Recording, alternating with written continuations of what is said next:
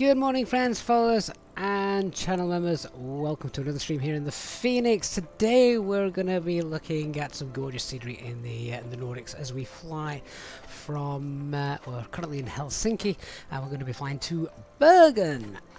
So, Bergen, not an airport I've ever flown to before. Departed out of Helsinki a few times, but yeah, something new for us. And we have a new build of the Fenix aircraft as well. As Amir posted on the Discord server, this could potentially be the final release candidate, meaning that hopefully our beta testing will be complete. The Fenix will be released, and you'll all be able to get your hands on it. That would be exciting, wouldn't it? Very, very exciting. So we're going to have a good flight today, hopefully, see how things are. We are in VATSIM, of course. No ATC around, so it is just us. The operational flight plan for today's flight, let me go ahead and let me just pin that into the chat so you guys have got it. I'll pin that at the top, so that's all there.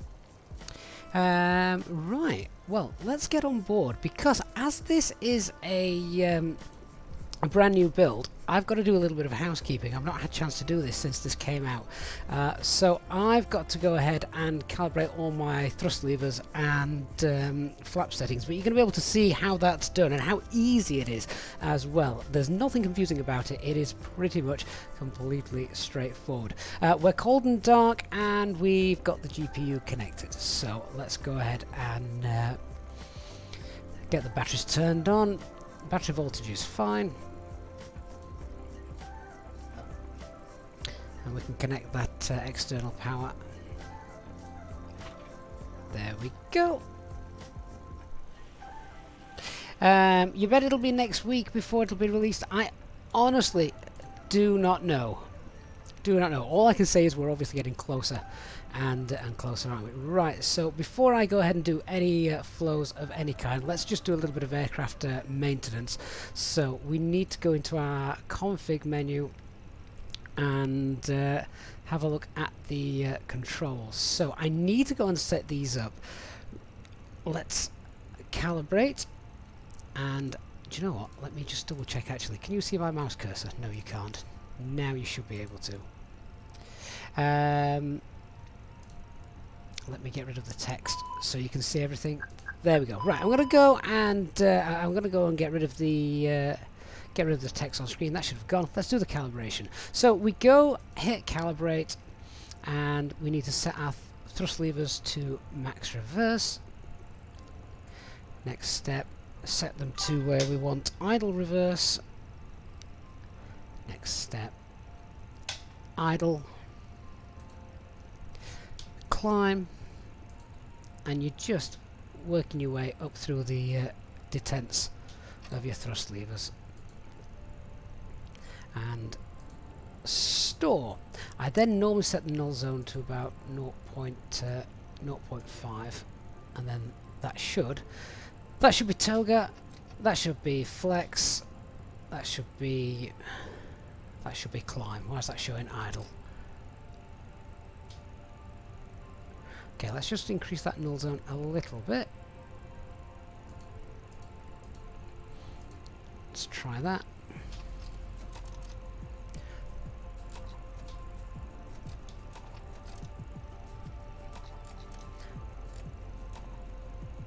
Okay, let me just go ahead and retry that, because for some reason it's just not registered the climb detent. No matter, we'll calibrate again. So let's go max reverse, set idle reverse, set idle, climb, flex, and then finally toga. Store that. Check how these look.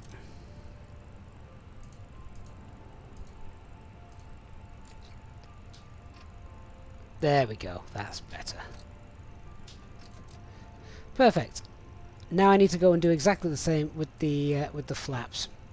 Obviously, once you've done this, then you won't have to do it again. It's just because it's a new build every time we have to set it up. So, flaps up, flaps to 1, flaps to 2, flaps to 3, and then flaps full. Store the calibration, check that works.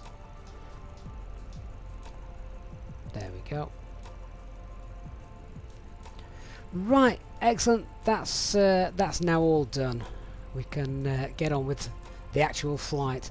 So let's power our aircraft up and do the normal checks that we go through. So crew oxygen supply needs to be on, ground control, CRV test, and set our ideas to nav. Nav logo lights can come on. Normally we would put strobes on the auto as well, but as we're on VATSIM, there's a little VATSIM bug. Auto, it has the strobe lights on, so we're going to leave those completely off for the moment. No smoking signs on, and emergency signs on to arm. Packs off, fuel pumps off. We've had the clicks, let's do our fire test.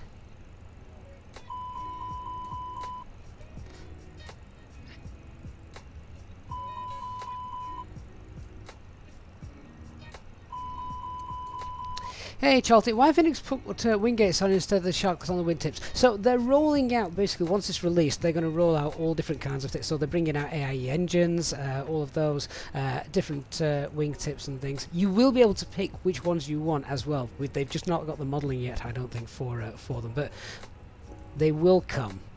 So don't worry about that. Right, let's go ahead and get the weather and I complete the rest of the flight deck set up. So import our flight plan from SimBrief. How long we got? 36 minutes. Oh wow, we need to get a move on, don't we?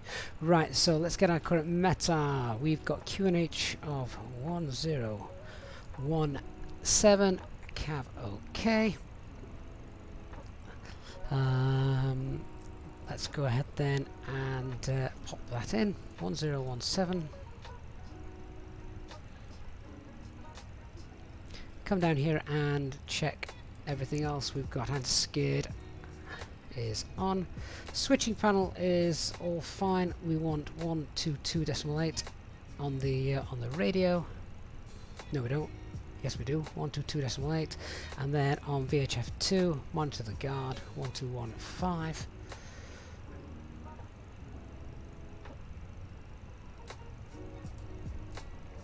There we go. Oh, that's interesting. Got 1215. Did I not change the... did I not set 122.8 just there? Can't remember if I did or not. 122.8. Just check that. We'll go there. Yeah, it has stored it. I must not have transferred that across. Everything else is where it should be. Flaps are up, thrust levers are at idle, flight deck door is open, parking brake is on, transponder is squawking 2000, and active brake pressure is also already in the green as we've had the doors open. Okay, so everything up there set. Let's come up to the FCU. We've got QNH 1017 pop constraints on there as well. Oh, I'll need to bind these because again it's a new build. You can set these so these are both linked, but unfortunately every time again we get a new build you have to go through and reset all the settings. Our initial climb out today is also going to be 4,000 feet, so we'll go ahead and set that as well. Right, so I think we're all good. We need to get the APU started before we can start boarding. So 1, 2, 3. There we go. That's started. APU bleed shouldn't be on at the start, so we'll leave that running for a minute. Get the APU bleed on, then we get the packs on, then we can start getting the passengers boarded. Let's have a look at our operational flight plan then. Now we've got that from the from SimBrief. So we'll just import that. Do you want to hear the APU, guys? Let me just quickly nip to the back.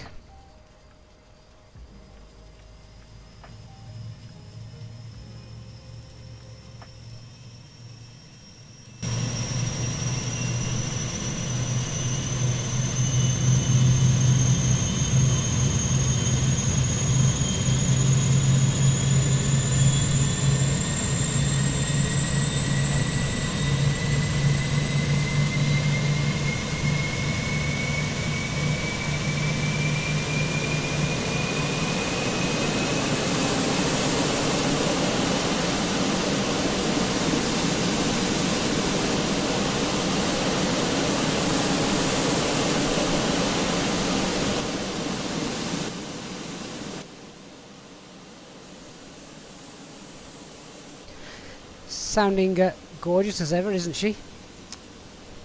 Right, so let's have a look. What fuel are we going to be taking today? Well, the weather in Bergen. In fact, we can click the weather brief button, can't we? Rather than having to scroll through. Here it is. We've got good visibility. Few clouds, 900. Wind 1200 feet, 150 at 15. Ah, that's interesting. But other than that, it looks like good weather. Forecast as well doesn't look too bad. Broken 800 feet. So a little bit of low cloud, but nothing that should stop us getting in. Okay, back to the operational flight plan. Plug fuel for today is 7 tons. Well, let's throw 8 tons on them. We should be more than happy with that. We'll go back to our loading page. Mass and balance.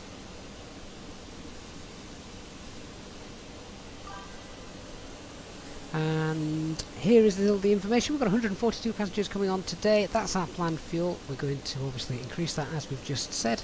So we'll take 8 tons in total. Just make a quick note of that. And the APU should now be up and running. Get the APU bleed on. And then, in reality, we normally wait a minute or so for any contaminants to clear out of that before getting the packs on. But the packs can come on straight away. There we go. Pack number 1 has come in. Pack number 2 will come in a second. There we go. Right, we can now start the boarding process.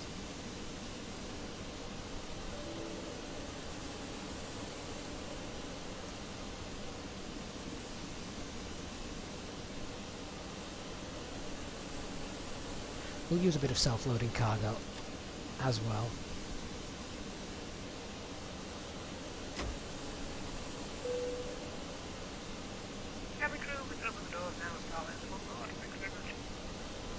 So guys, just let me know what the volume of the external environment is like, if you can please. It sounds like that APU is very, very loud. I haven't got any windows open. I don't even think the flight deck door's open. But because the general doors of the aircraft are open, it does sound incredibly loud. Right, let's load the aircraft and we'll do that in real time as well. So just check that boarding has indeed started. Just keep an eye on this.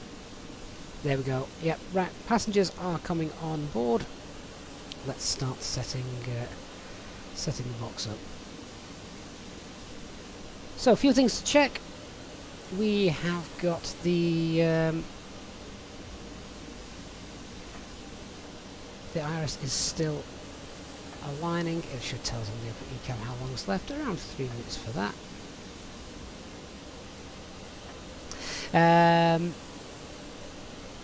So it does sound loud.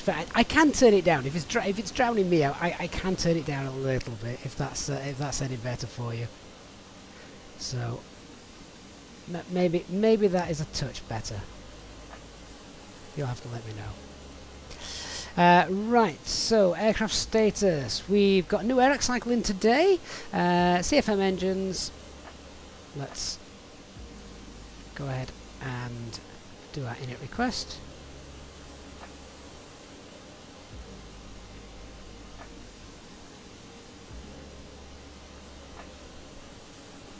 There we go. So we have. Tell you what I will do as well before, so I don't. You don't miss anything. Let me get rid of the chat box. So now you've got the full screen. There we go. Right. So the flight number today is going to be, as we have done for the last few days, Fenix 320. We've got a cost index today of 27. A cruise flight level of 360 and a temperature of -57. We shall do the wind as well. Get the wind request. There's a reason why airports don't allow you to start your APU usually more than 5-10 minutes before pushing back, and it's because of the noise, because of the pollution. However, because of COVID, of course, as I've mentioned before on the channel, they need to keep getting fresh air into the cabin, so those rules have kind of gone out the window a little bit. Right, wind request is done. Let's do our flight plan. So we're going to be departing today, runway 04 right on the Adivo 4 Charlie. Make sure I get the correct one here. ADIVO.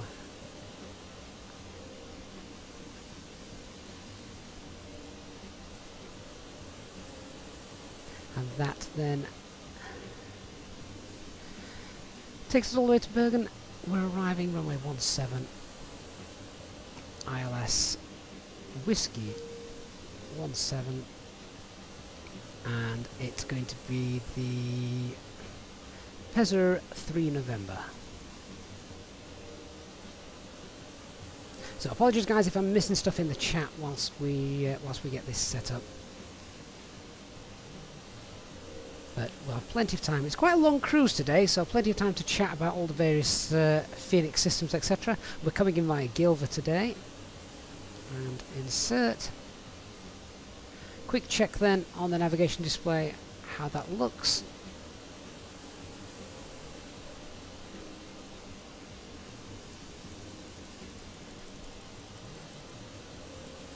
Yep.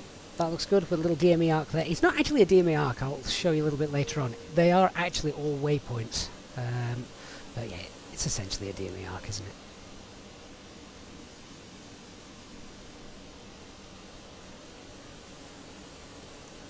Onto our RadNav page then, we have got the Helsinki VOR already auto-tuned. Turn that on.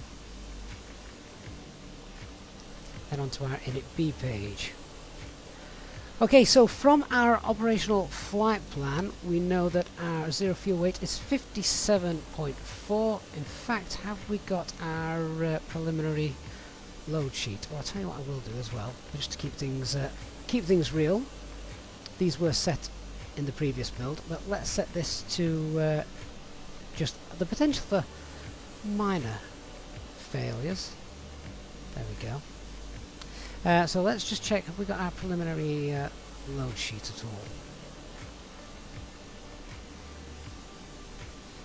Here we go.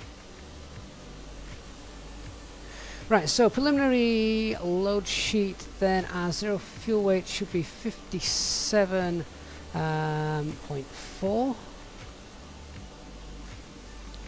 And then until we get the final load sheet, we'll just enter a standard centre of gravity.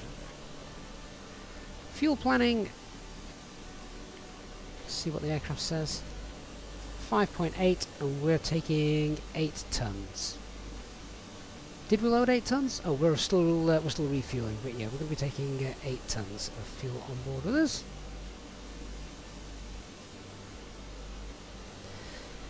So that gives us a takeoff weight of 65.2. And fuel for the alternate today is 1.2 tons, which gives us an extra 34 minutes flight time.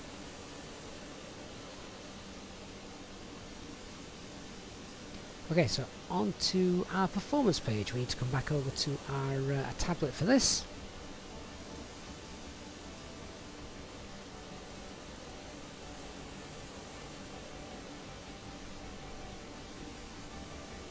So we'll just sync the preliminary load sheet for now. We're departing runway 04 right. Surface is dry, flaps 1, not toga, no anti-ice, packs will be off. Our takeoff weight, I will double check that from the Init B. Takeoff weight is 65.2. Let's run it then at 65.5. Oh, hang on, I have to delete that before I can re-enter that in. 65.5. There we go. And Abed, thank you so much for your very kind donation, my friend. Good to see you in the on the flight this morning. Saying hi, Gad. Looking forward to seeing some failures. The failures are not a common feature, okay? We don't want them, but it's nice to know that you've got that little extra layer of realism behind the aircraft. There's only you guys would look forward to failures. But I bet, thank you so much. I really do appreciate your your support. Right, so that's our planned takeoff weight, and of course at the moment our planned CFG is, in fact, does that tell us on the load sheet what that could potentially be? This is preliminary, of course. 29.3 was that? Yeah. Okay, so we'll leave that as it is. That's still the preliminary load sheet. We'll get the live weather. And let's just check the runway. I don't think I've ever departed off this runway before, so we could perhaps do a slightly easier taxi. That is a nice long runway. Is Zulu Lima a possibility? That would save time. Let's check.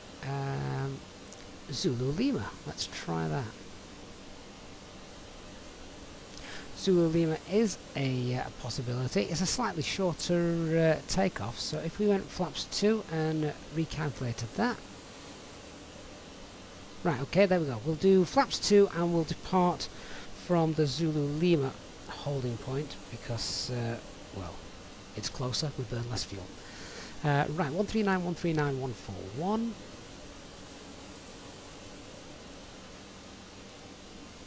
And there's no ATC to tell us otherwise.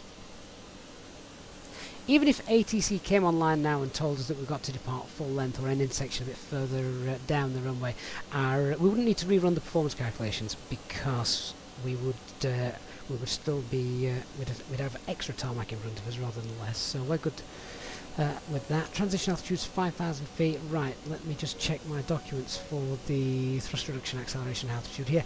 It should be, oh, this has been set to default to 1500, of course, for the SOPs I use. I need to set that back to 1000. Let's go 1153, 1153, 1153, and engine out is, oh, hang on. Attention to detail. This is a noise abatement 1 departure, so it's going to be 3153. And engine out, acceleration is 1153. And flaps 2, flex was 64. And just because I'm using slightly less runway, I've opted for flaps 2. Slightly, I'm going to say slightly safer. That's probably not true. Gets us in the air just a little bit quicker, and when we've got the less got less tarmac in front of us, I mean that's never a bad thing. Doesn't mean the flaps 1 wouldn't have been wrong. It really is down to pilot preference. Great stuff. Oh, okay. We don't need to enter the takeoff shift because we've got GPS now that does all of that for us, so it'll know where we are. However, in the old days when you didn't have GPS, then you'd need to enter that takeoff shift as shown on the performance calculator. But yeah, we don't need that. Snipey, we will set the trim, but not yet. We don't do that in the Airbus until after we've got hydraulic power. That means both engines need to be set. If you're talking about this actual value here, the trimmable horizontal stabilizer, we don't set that either because what we'll do is we'll just set the CFG value rather than the up-down value. I'll show you once we've pushed back. But there is a danger of setting this incorrectly, and I have done this, so it is much easier just to use a CFG value. Right, so that's all done. We just need to jump to the secondary flight plan now and plan what happens if something goes bang and we need to, after V1, and we need to enter a hold and potentially return to the airport. So let me just copy the active flight plan, and then let's have a look at our engine out procedure for today. So the engine out procedure here for runway 04 right is standard 1700 feet, a right turn to the ROPAM holding point. So what I'm going to do is I'm going to create a let me just see if I can get a better view here for you. I'm going to create a waypoint called engine out procedure. So engine out procedure, we're going to pop that in here, and the place bearing distance we're going to fill out. So it's going to be, I'm going to put it 10 miles off the end of our departure runway. So 04 right, so the place is Echo Fox Hotel Kilo 04 right.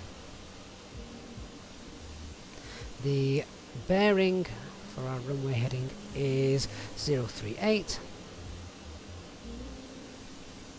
and we'll just pop that 10 miles out.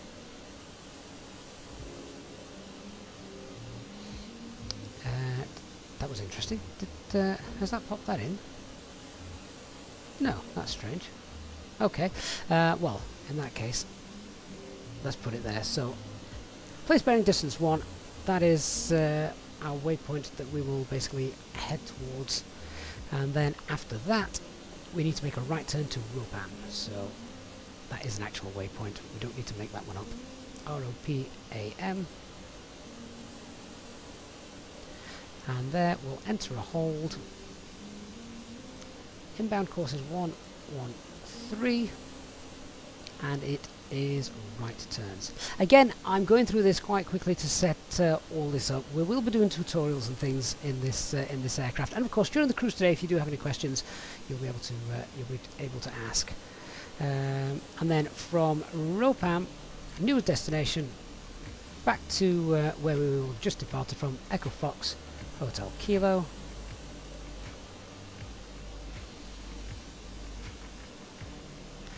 Insert. And we will be arriving back here. Well, it will actually be ILS 04 left, with no start and no veers. Did I not put the cost index in there? Oh no, the cost index was for the secondary flight plan. That's fine. So now if I just check that secondary flight plan, I should see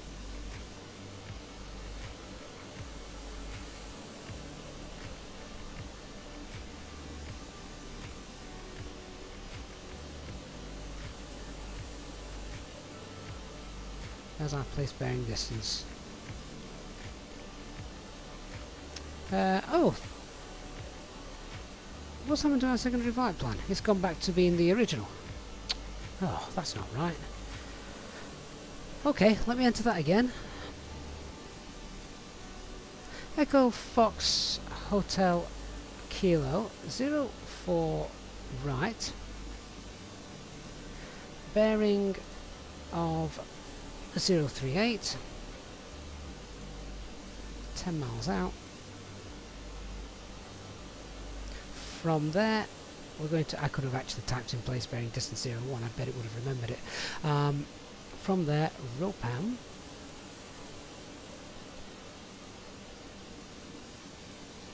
Has that got that, that got that shown? Oh, it won't have until I've amended it, will it? And then,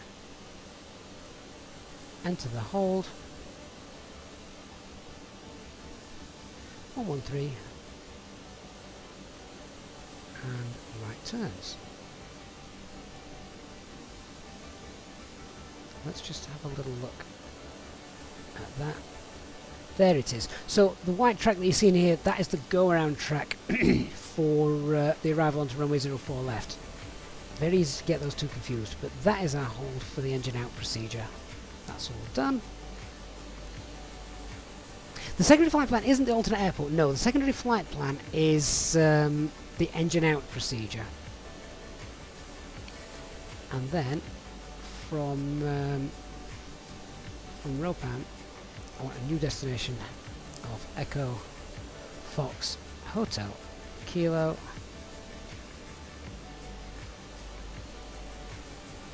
And that is going to be the ILS 04 left. No start, no veers.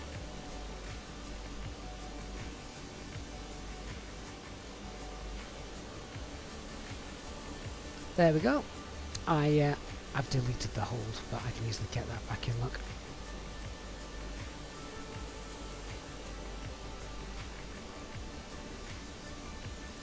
Done. There's our engine out procedure all set and done. Right, I think we're about set. Have we got our final load sheet from Ops? Let's check, because I think boarding has completed.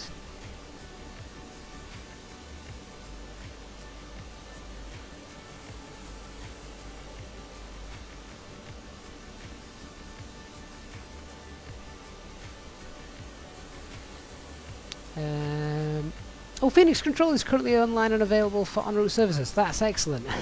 We might give those a call a little bit later on and say hi. Right, I've not got the final load sheet, but boarding has completed, so that's all good. Let's get the doors closed. In fact, has boarding completed? Let's find out. Oh no, it hasn't. Boarding hasn't quite completed. It's nearly completed. That's why we've not got the final load sheet. So let's use this time and start doing our brief. So the weather here in Helsinki is nice. We've got 2 nice long runways. Our takeoff weight is going to be below our maximum landing weight once we get back here. Bear in mind our takeoff weight is planned with the extra fuel that I put on. Our takeoff weight is 65.2. Our maximum landing weight in this aircraft is 64.5. Now, by the time you've taken off, enter the hold, etc., you'll have burnt your fuel. Getting back in here will be no problem. The aircraft is the Fenix A320, fully serviceable with no known failures. No NOTAMs for our departure. Threats to be aware of, aside from me being a little bit tired due to lack of sleep last night. Thanks, kids. We're pretty okay here. Slightly unfamiliar with the runway and the taxiway layout, so we'll just take that a little bit extra slow. Not the longest taxi either. Our minimum safe altitude on departure is 2,200 feet. No speed restrictions either as we head out. Let's talk about how we're going to do the taxi then. So we're parked stand Sierra 49. So we'll push back facing west, and then from there we'll taxi out on Alpha Whiskey, Alpha Kilo, and from Alpha Kilo it's onto Victor Kilo, and then holding point Zulu Lima. Funnily enough, air traffic control has just come online, so they're probably about to change everything. How annoying when that happens. I've got a schedule to keep to. 1213.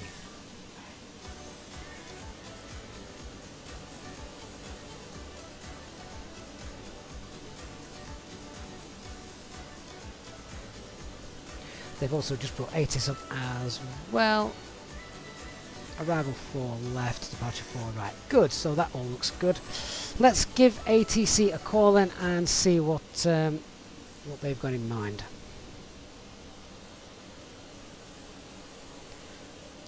Helsinki, good morning, Fenix 320, stand Sierra 49, type A320, requesting IFR clearance as filed, and we have information Alpha. Fenix 320, stand by, call you right back, have to mute your stream. Having to mute the stream, excellent. In that 320, you are cleared to your destination, Bergen. Runway 04 right, at Evo 4 Charlie departure. Climb 4,000 feet, squawk 1220. cleared via the Evo 4 Charlie, runway 4 right departure, squawk 1220, Fenix 320. Fenix 320, clearance for And he said he's muted the stream now. If he is still listening, many thanks for not changing the departure. 1220. There we go. And I think we'd already said we were departing 4,000 feet, weren't we? Yes, so just continuing. Oh, the doors have closed. Do you hear that? It's just gone quiet. So that's our taxi, and then our departure. Captain, all passengers are on board and we're finished setting up. More interruptions. Doors are also now closed. Thank you. Right, so everyone's on board, fantastic. So straight out departure, nice INAV departure, autopilot can handle that. No speed restrictions, initial climb out 4,000 feet, all set. Minimum safe altitude 2,200 feet. Wonderful, so I think with that we're finally all good to go. I'll do a few checks, just welcome the passengers on board.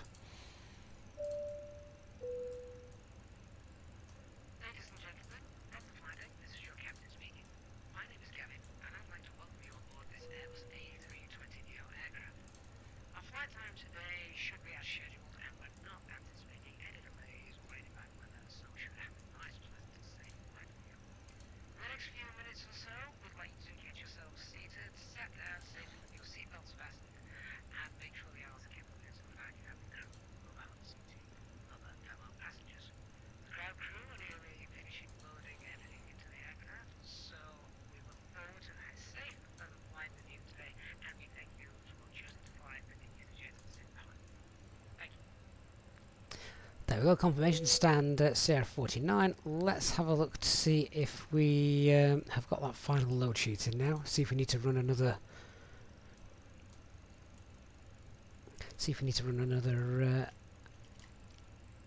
Departure performance. Final load sheet hasn't come in just yet.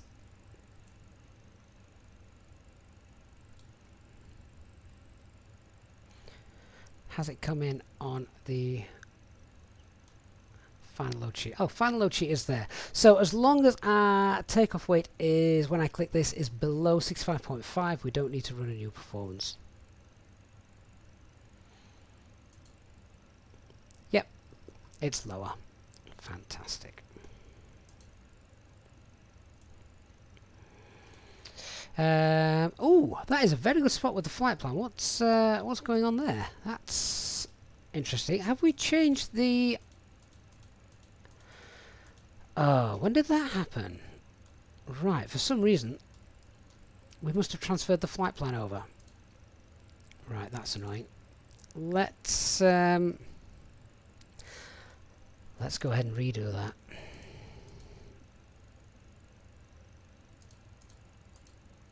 We might have to import this in, do this manually, you know, but that's okay. Right, Echo Fox Hotel Kilo to Echo November Bravo Romeo.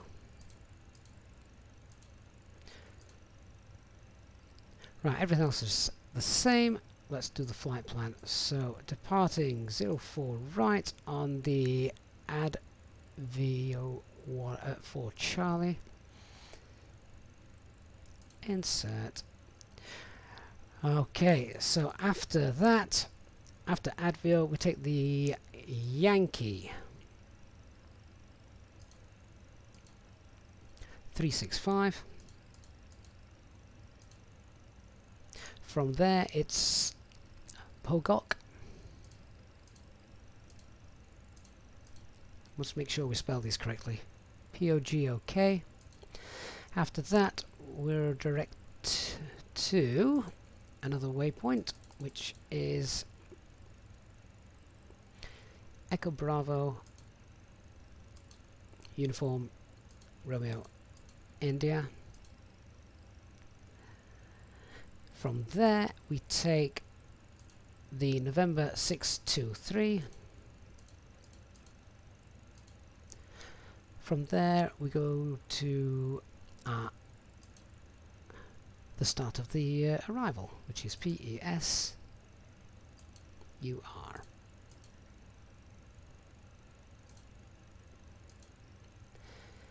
Insert.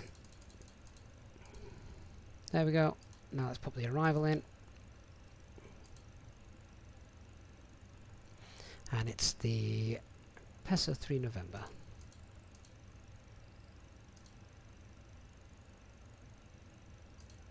Via Gilva. 651 miles, 649 in the flight plan. Excellent. Right, that looks better, doesn't it? Constraints are on. And we'll just check that matches up. So 680 feet, then make sure we're heading to 416 Lulab Hotel Kilo 911 and then to Adivo. There it is. Right, I think we're about ready to go.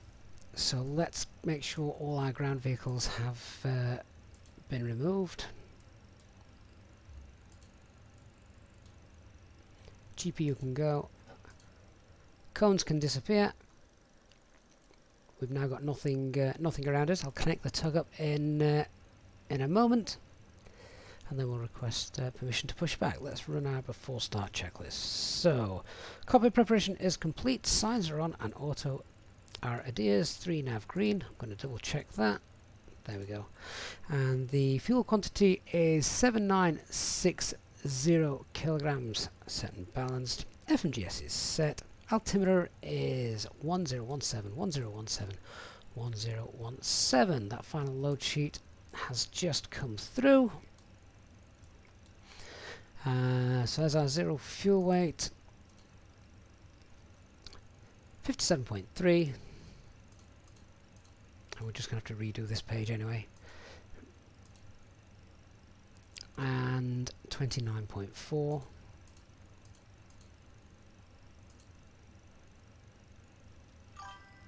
And fuel on board is 7.9. Takeaway is 65. We planned for 65.5 anyway. Alternate is 1.2. That's still correct. Extra flight time 32 minutes. Accept the load sheet. We're good to go. Right, I'm going to connect the tug and then we'll contact ATC for our pushback.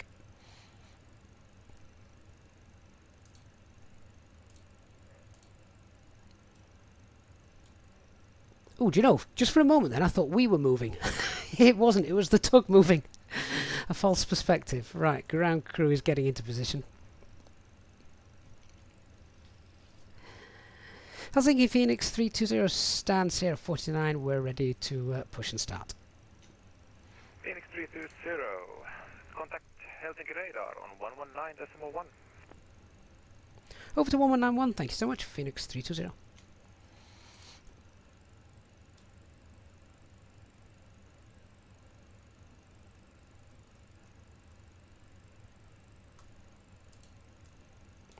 Fenix radar, good morning. Fenix 320 is ready to push and start. Stand Sierra 49. Fenix 320 Helsinki radar, good afternoon. Push and start is approved facing southwest QNH 1017. Push and start approved facing southwest QNH 1017 Fenix 320.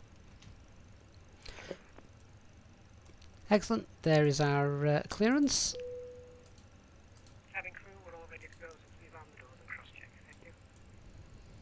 Calibration in the green, transponder set to on, and Phoenix 320, please set squawk mode Charlie on, please. And confirm Fenix 320, we should be squawking mode Charlie now for you. Affirm for ground radar purposes. Roger, thank you. Right, let's go. I'm going to use the tablet here today to do the push, so we just need to keep a close eye out on what's happening around us. So let me start the timer, and let's start. There we go. Nice steady push, and we'll start those engines. So, engine mode selected to ignition. Oh, actually, before we do that. Before start checklist below the line, windows and doors are closed and armed. ECAM status is checked. Pitch trim, no, not pitch trim. Beacon light is on. Mobile phone is on silent. Parking brake is off. And now we should actually push back a little bit faster. That's what happens when you don't run checklists. Engine mode selected to start, and starting engine 1.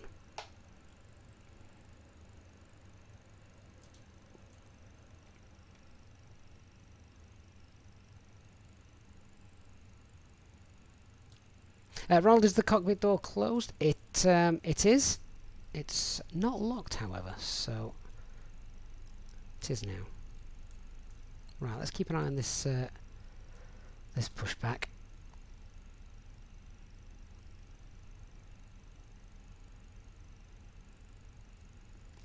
Hey Tom, Sky's Limit. Do EasyJet not follow the foot? Oh, they're moving over to them, so I'm gonna have some new stuff to learn.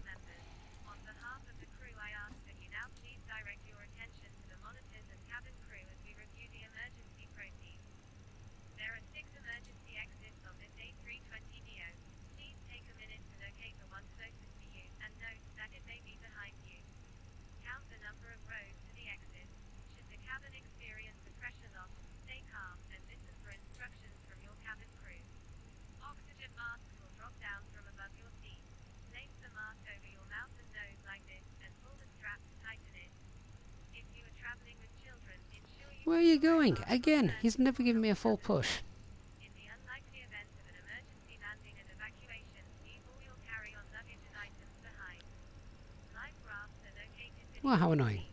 Emergency lighting in the store will guide you to your nearest exit. We now ask Well, that must be him done then. so Okay, well, we'll put the parking brake on. We'll steer ourselves the rest of the way. take a moment to review the safety Starting engine 2. safety card in front of you. Electronic devices must now be switched off or turned to airplane mode until we instruct you that it is again safe to use them. Our cabin service will commence once we are in flight. If you are a frequent flyer with us, you can now join the channel as a member and take advantage of the extra perks to make your journey with us more enjoyable. Thank you for your attention and we hope you enjoy your flight. It's done that for a couple of times, hasn't it, really? The only thing that hasn't done it is toolbar pushback. The problem with toolbar pushback is the fact that there is still a little bit of a memory leak in it from what we can ascertain, so it just degrades performance if you're doing long flights, which obviously isn't any good. I think the devs are aware of it, though, and if they can fix that, then we really need to get that back in, because that is a priceless little add-on. Peter! Good morning to you guys. We're not going to fly over you today, but we're in the big room on the break room from Copenhagen Control. I think Tom wanted to chat to you because I think he was passing over. Sky's the limit. I think he's passing over you shortly. Right, engine number 2 is stabilised. So engine mode selector back to normal. APU bleed can come off, APU master can come off. And on the spoilers. Now we shall set the trim to the value shown here, 27.4. Which is pretty much right bang in the middle, isn't it? Between 25 and 30, so that's all good. Alright then, let's run the after start checklist. So, anti-ice off, ecom status is checked, pitch trim is 27.4, rudder trim is 0. We'll do a flight control check. Full left, full right, neutral, full up, full down, neutral, rudder, full right, rudder, full left, and neutral. Okay, so what I'm going to do here is I'm just going to get ourselves aligned southwest and then we'll contact for our taxi.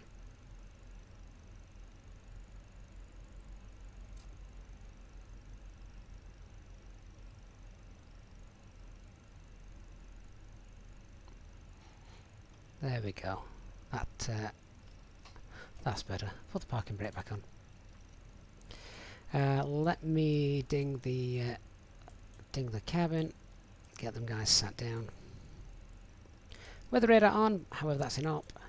The transponder is on. Auto brake max. And we're going flaps 2, aren't we? Saved my bacon, that to your config button several times.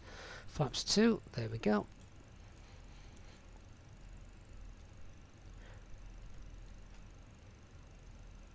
And Helsinki Fenix 320 is ready for taxi, and we can take intersection Zulu Lima for departure.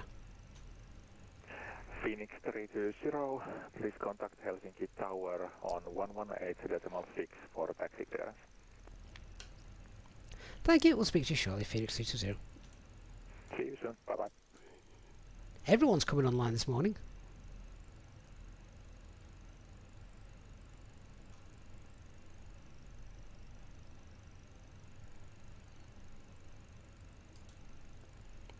Tower Fenix 320, we're ready to taxi, and we can take intersection Zulu Lima for our departure today. Fenix 320, Helsinki Tower, good afternoon. Taxi via Alpha Kilo, Victor Kilo, and Zulu to holding point is Zulu Lima, hold short, runway 04 right. Holding point Zulu Lima via Alpha Kilo, Victor Kilo, Zulu for runway 04 right, Fenix 320. Let me just double check then.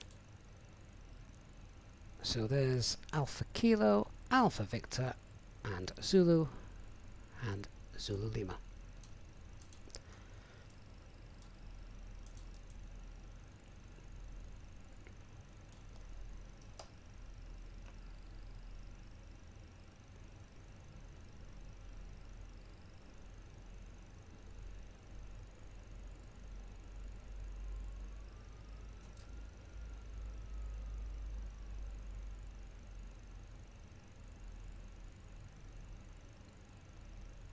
Now I mentioned this before when we've been previewing the Fenix. One of the things I really like about the CAO variant is that the engines aren't going to run away with you. You set the speed that you're at, and you'll probably increase ever so slightly depending on your weight, of course, but not very much.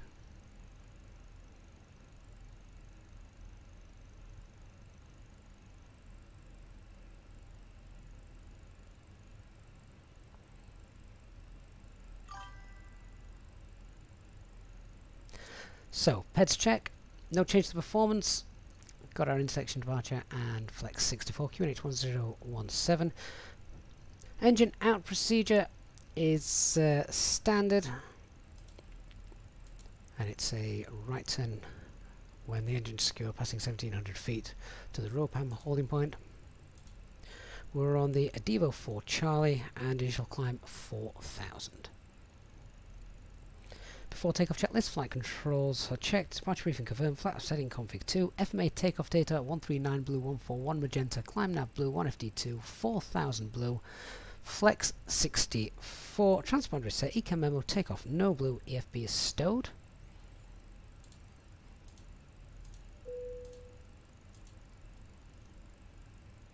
Cabin crew seats for takeoff, please.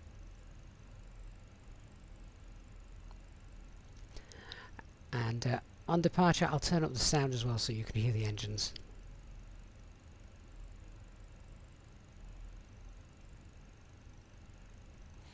So see, we're just trundling along now quite nicely at 10 knots, not running away.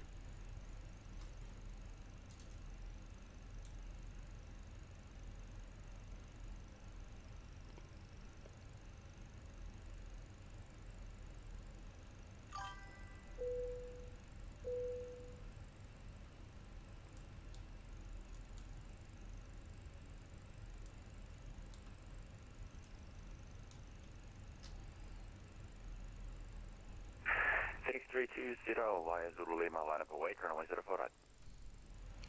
Fire Zulu Lima, line up and wait, runway 04 right, Fenix 320. This is the Payware Helsinki Airport, Ollie.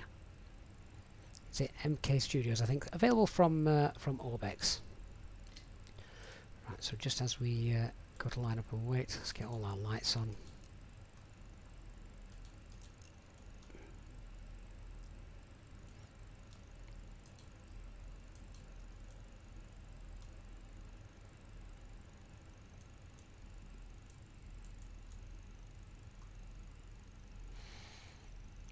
So, cabin secured for takeoff, engine mode selector is normal, TCAS TRA packs it off, anti-ice off. 320, wind 060 degrees, 8 knots, variable between 030 degrees and 120 degrees. Runway 04 right, clear for takeoff.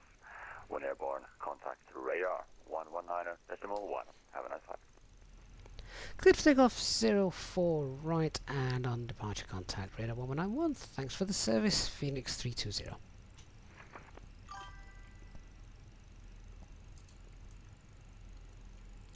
Okay, all fan checks are completed. Let's flick over to radar, so that's done. And I'm going to turn up the engine sounds and let you enjoy. So, take off, start the chrono.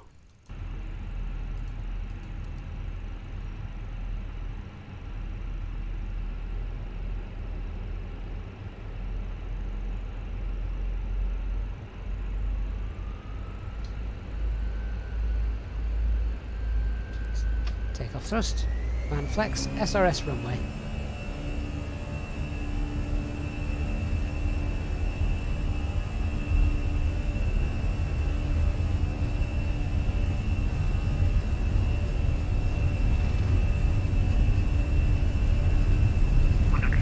Checked.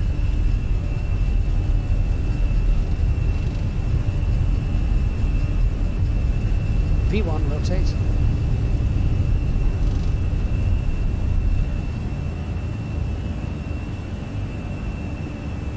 Positive rate for gear up.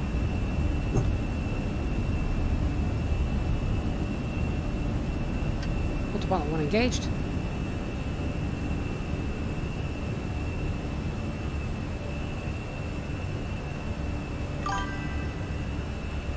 Set climb thrust. Thrust climb SRS.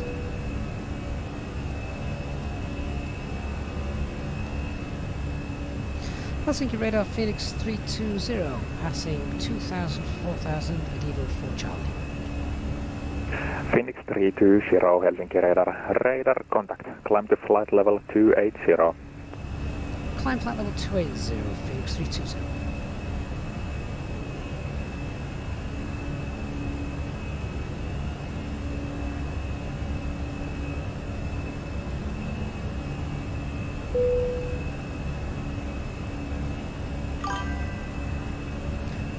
Blue, open climb.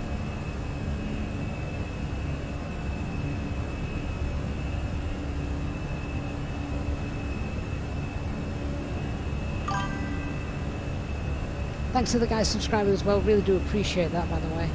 Thank you so much. Right, let's clean up.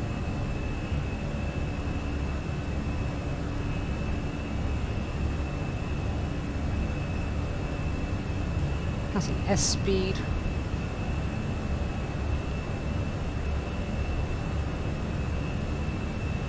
Do away with our landing lights as well now.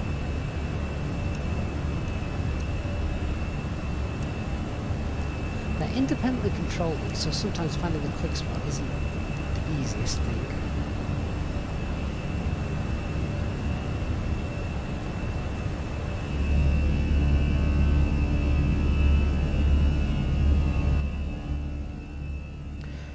So there we go, guys. Hopefully you heard the nice departure. Apologies if ATC was also a little loud with that.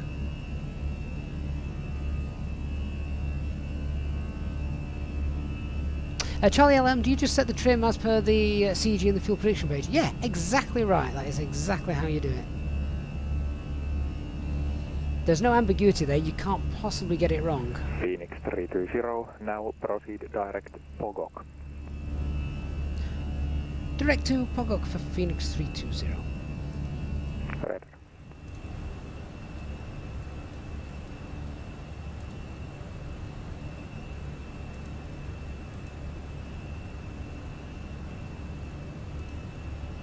And check this out, I'm going to use the beam points here, so there we go. Instead of direct, we're going to go beam and insert. So what this means now, if I have a look on the navigation display, is that all of the waypoints that, in fact that's not the best example, but we're going direct to Pogok, and it hasn't deleted any of the waypoints that were there earlier on in the flight plan, which is great for fuel checking. So if you're given a direct that's sort of 300-400 miles away, which can happen, then you lose all your waypoints on the navigation display when going direct, so you can't do any realistic fuel checks. You can, but it's a bit of a faff. You have to do a bit of thinking, and you know, what's the motto? Work smarter, not harder. So if you use the beam, I'm still now going direct to Pogok, but all of the waypoints before, you'll see it says AB before it, so a beam Medivo, a beam Pepig. If these were waypoints that would say over here, over here, over here, they'd still be there on the navigation display, so when you're abeam them, then you can do your fuel check, which is a great function. Right, we've just passed 10,000 feet, we've already got our lights off, we'll get through this turn. Cabin crew is released, the seatbelt signs can come off as well.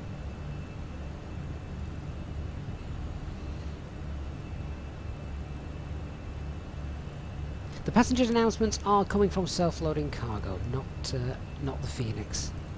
Not yet, anyway.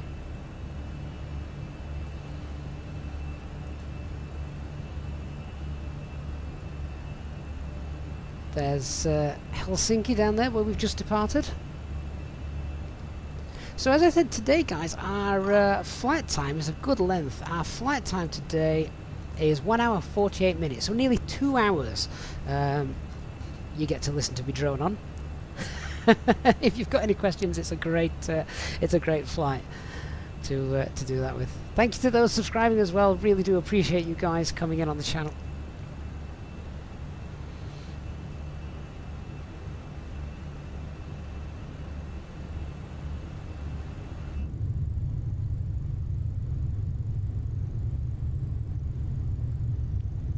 So this is the latest release candidate build.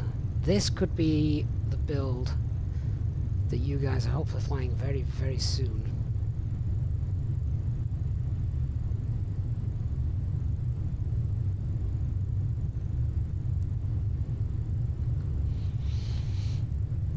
Unfortunately, I don't know when though. Chris, is the ELAC and fact simulated in order to test alternate null? It's not something I've tested, but from what I've read, yes, all of that is working.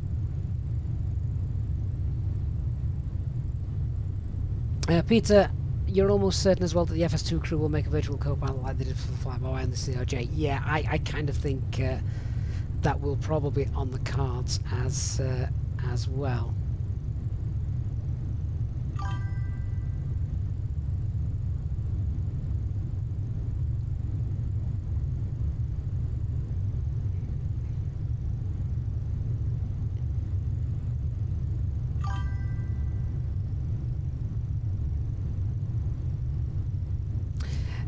Oh, Hellwald, have they released a new build already?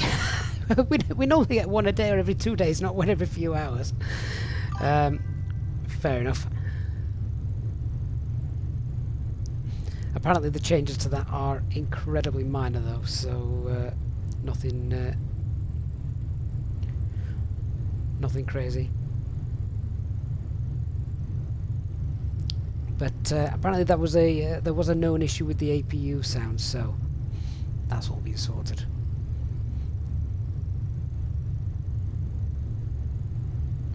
Has everyone seen the announcement from Amir in their Discord server? What an incredible announcement. I wish more devs worked like that.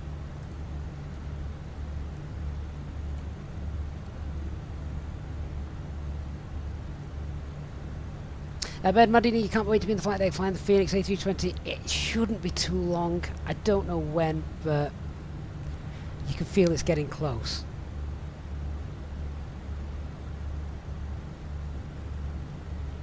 Colin, I think I've just answered your question as well there. I unfortunately, I have no idea. But I don't know. It's got to be close soon. It's getting closer. And as per the announcement on Discord, like I said, they're pretty much at a stage now where they know that there are a few things that they need to spend a bit more time getting right, but they are very minor things. Union Hydra Boeing. Good afternoon, mate.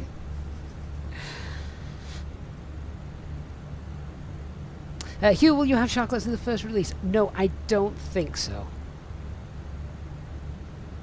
Tom, sky's the limit. Does the Fenix have AIEs, NEOs, or just the CFMs? So just the CFMs, but AIEs are planned in the future, and they will be free as well. So it'll be like a little free add-on.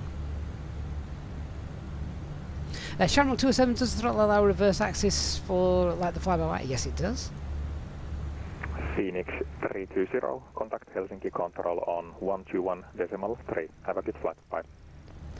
Over to Helsinki Control 121.3. Thanks for being online. Really appreciate it. Fenix 320. Bye bye. Bye bye.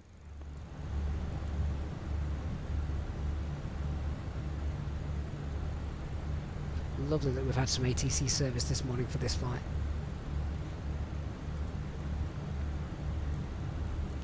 Helsinki Control, good morning. Fenix 320, passing flight level 235 for 280. Inbound Pogok. Finnair 360, Helsinki Control, hello again. Radar contact, climb flight level 360. Climb flight level 360 for Fenix 320.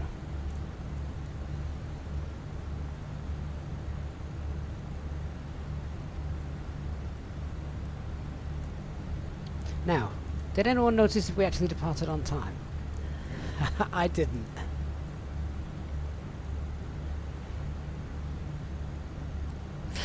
Good morning, Lewis Aviation. You've got a 3-hour driving lesson in 20 minutes. Wow. You should know everything after that.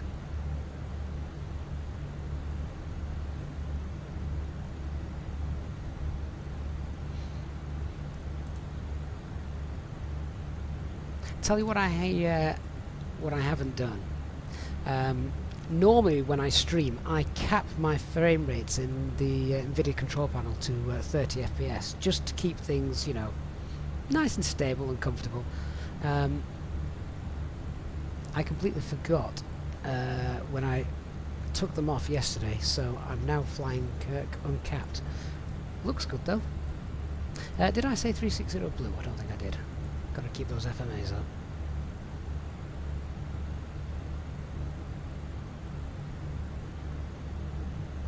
Jamie the pilot, does gravity gear extension work when you're upside down? Apparently, yes. Some crazy guy, one of the beta testers, decided to test it, and I think it did.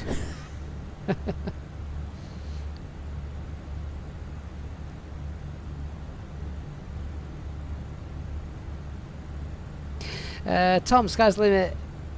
Peter at Copenhagen Controllers just appeared on your navigation display, albeit it's set to 320 miles in the scale. I'll tell you what, mate. We need to fly your airline because your Wi-Fi signal is amazing. Good morning from Japan again. Again, apologies, I can't read Japanese or your name, but thank you so much for your $5 super chat. That is very, very kind. Saying good evening. If you could be any, if you could be any animal aside from a human, what would it be? You'd be an aquatic mammal.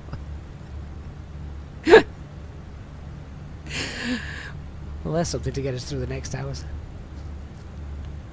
I don't know. Everyone like it. I mean, how's the phrase go? It's a dog's life. You just go for walks, sit chill all day, maybe chase a few rabbits. I think I'd prefer to be a cat though. I mean, cats rule the roost. Chalty, does CBDLC work? Indeed it does. Yeah. I don't know if ATC are using that today. Oh, in fact they are. Yes, so, hang on. Let me just turn this up. Fenix operations are also currently online on the Hoppies network, so you can send them a message. But if I just come here, go to our ATSU, the ATC menu, check the connection, we can contact Helsinki Control, who is Echo Fox India November, and just send them a quick notification. So we're just notifying them at the moment. Malek, good morning from the USA. You're on the bus going to work. Hope you're going to have a good day.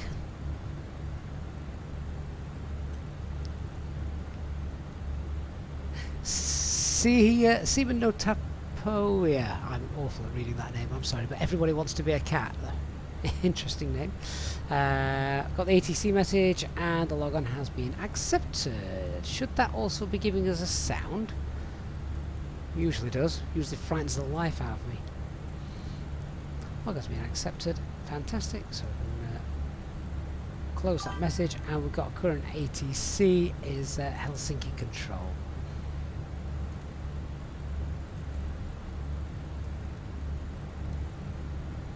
So you can close that message. It tells you what the active control is. You can also recall your last message as well if you wish.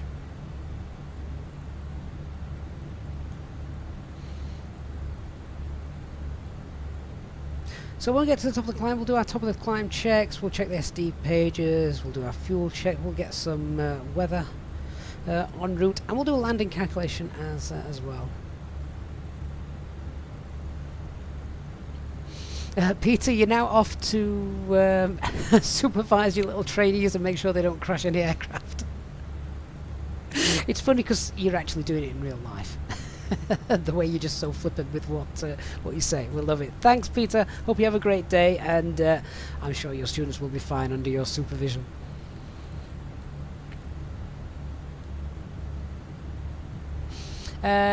Charlie LM, why are we in open climb rather than managed? Well, they're pretty much exactly the same thing at the minute. There's no constraints in the way, so the only difference when you're climbing is that if you have constraints and you're in managed climb, it will respect the constraints. When we departed out of Helsinki, we got told we're clear up to flight level 280, I think it was. So at that point, I just pulled open climb, because if there were any constraints at that point on en route, then we wanted to obviously bypass them. We didn't want to. We didn't want to level off.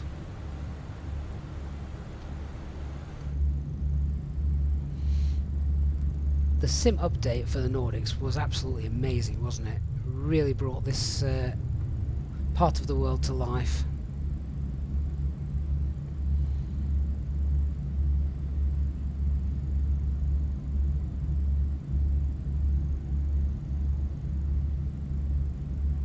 Lilo25, do I think this is the best A320 so far? It's the most complete A320 so far, yeah. I mean, a lot of people are wanting people to compare it between fly-by-wire, of course, TOLIS, etc.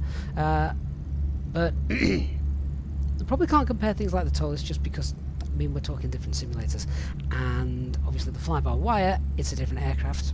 I know it's primarily just the engines and a few newer features, but you also got to remember what the fly-by-wire guys are doing is for free, and in many respects, for many people, the fly-by-wire team, I think it's not an exaggeration to say they probably saved Microsoft Flight Simulator for the hardcore flight simmers in the early days.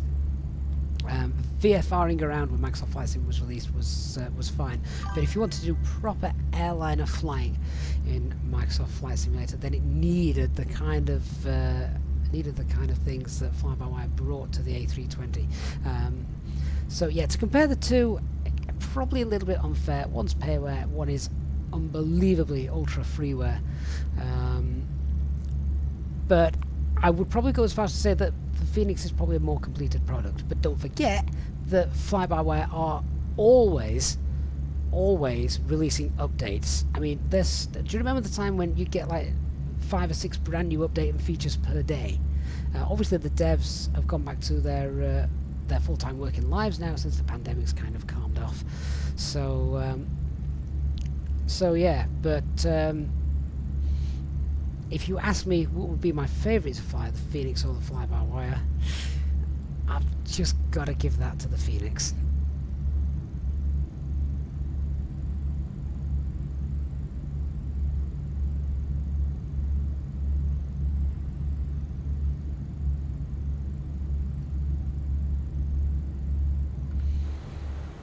Right, how are we doing with our climb? Yeah, I thought so. Here comes our top of climb.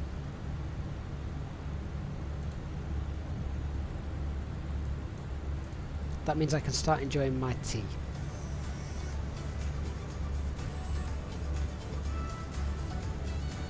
And as Nick says, that this will probably push the fly-by-wire team even more. And do you know what? That isn't a bad thing, is it? Mac Star. That is not a bad thing at all. I mean, we saw, didn't we? The Fenix came out with their preview of the little pixels on the displays. What happened 24 hours later? Fly-by-wire did the same thing.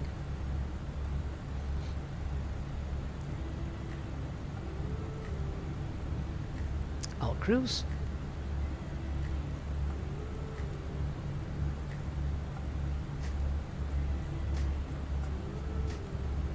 I've seen a few people say, and I guess I'm kind of in agreement with this, that fly-by-wire now should almost get the A320 to a good point. Just get some of the more basic features working, like things like secondary flight plan, that kind of stuff. Make sure the VNAV's perfected. Although, to be fair, the last time I flew the fly-by-wire, which now was... I haven't flown it since last week now.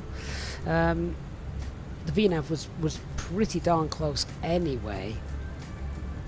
But yeah, I think if they could get that to a good level, then try and concentrate a bit more on the A380, because I think that is the next big thing for Microsoft Flight Simulator.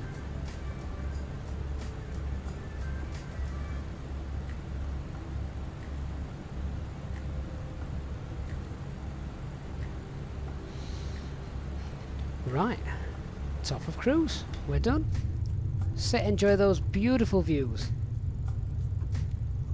And they really are beautiful. We have a Zobo to thank for that.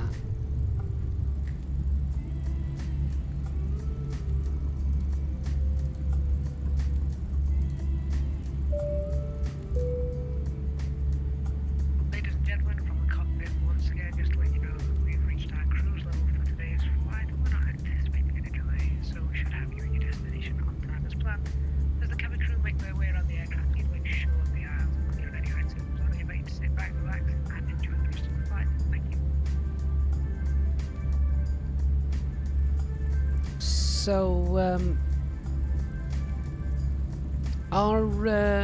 sorry, I've just lost my place in the chat. Navri, will CRT screens be available? I don't think there are any plans at the moment.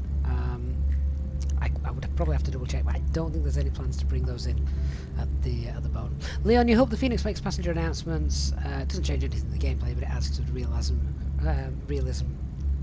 Yeah, I mean, again, they're nice things to have. There's external mods and things that do that, isn't there? But yeah. Greg says, wish your internet was good enough to stream scenery properly. What you can do, Greg, is you can cache the data, of course. Don't forget that. You can cache it. Might take a while for you to download. Leave it do it overnight.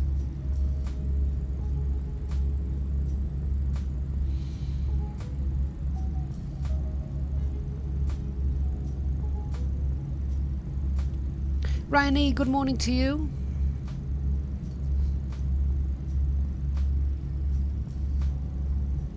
We could just sit here and listen to this, couldn't we? So let's do that for the next hour and a half. I need to go back in the flight deck. I need to do some checks. I say, when we actually do start properly doing real ops flights back in my my EasyJet livery, this is going to take it to the next level. Ray Kit, thank you so much for an incredibly generous £20 donation there, saying, who's desperate for Fenix to an A321? Come on. That internet advert in the UK landing that white A321 is just teasing. Perfect proportions. I know the advert you're talking about, Ray. It's for the internet provider, isn't it? Is it for is it EE? I think I may be wrong. But I've seen that. I've seen that advert. I don't know if it's shown in other countries as well. But Ray, thank you so much. That is incredibly generous of you, and I hope you're enjoying the flight and the Phoenix streams this week.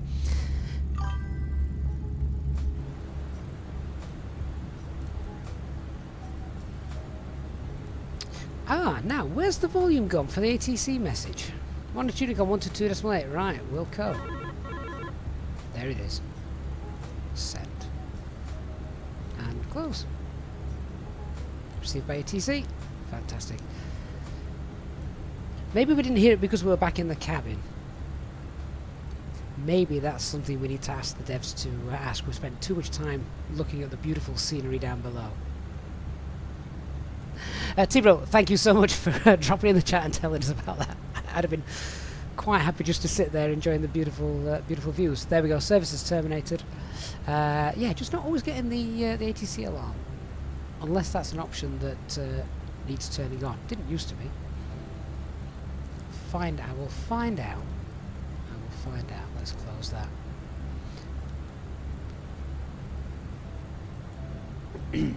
Tell you what. Right, let me do my top of climb checks. So we'll just cycle through those SD pages. Ladies and gentlemen, our cabin crew will be around shortly to commence our hot meal and snack service. Please ensure that your tray tables are in the downward position. To assist our cabin crew, please keep the aisles free of bags and any other items you may have. The food and snacks menu can be found in the back pocket of the seat in front of you. There is also a children's selection of food and healthy snacks available. Please dispose of any rubbish you may have in the bag provided at the end of the aisle. We accept payment in cash or credit and debit cards. Thank you for your support of this channel. Jamie, the ATC alarm is a delay, so it doesn't play straight away, so it gives you the pilot a chance to stop it before that horrible noise is played. Jamie, in that case, that makes sense. Jamie, you're part of the beta team. Hello, thank you, Control. Good day. Air Baltic 6 Charlie Foxtrot passing 1,500. Air Baltic 6 Charlie Foxtrot, held control. Climb flight level 280. Correction, climb flight level 100. Radar contact. Climb flight level 100. Air Baltic 6. Air Baltic, nice. Does CPDLC work on VATSIM? Yeah, that is exactly what that was. Yeah. Yeah, Jamie the pilot thought that was you, mate. So, insider knowledge as well from Jamie there. And I think I'm also right, Jamie, in saying you are type rated on the 320 as well. Again, correct me if I'm wrong. Alright, so SC checks are good. Let's check our fuel. We've just passed Pogok. How far away was Pogok? Probably past that, probably about 40 miles away. Let's just see what fuel we should have had. So we took with us 8 tons, which is around 1.2 tons extra. So at Pogok we should have around 6 tons. Oh, we got 6.1. Fantastic. Oh, Jamie, you wish. Fair enough. You're module student PPLA, building some hours with some of the airline transport pilot license exams in progress. Oh, Jamie, well, I'm sure you're going to absolutely smash it, mate. Company message. Oh, they're about to shatter us because we've been late. Right, fuel check's been done, SD check's done. I'll just get some route weathers in a moment. But let's see what the company message is.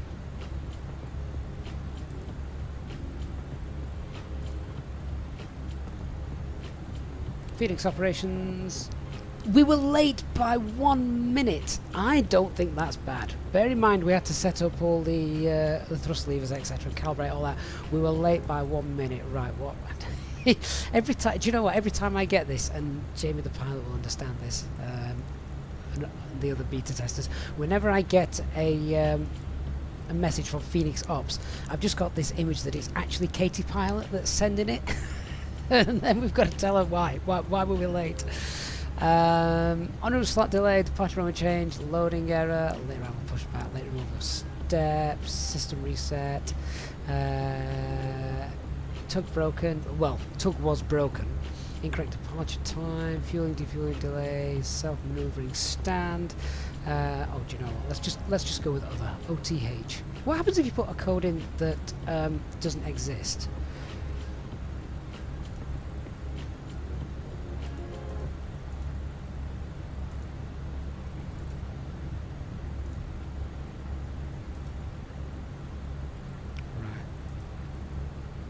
I'll keep them happy.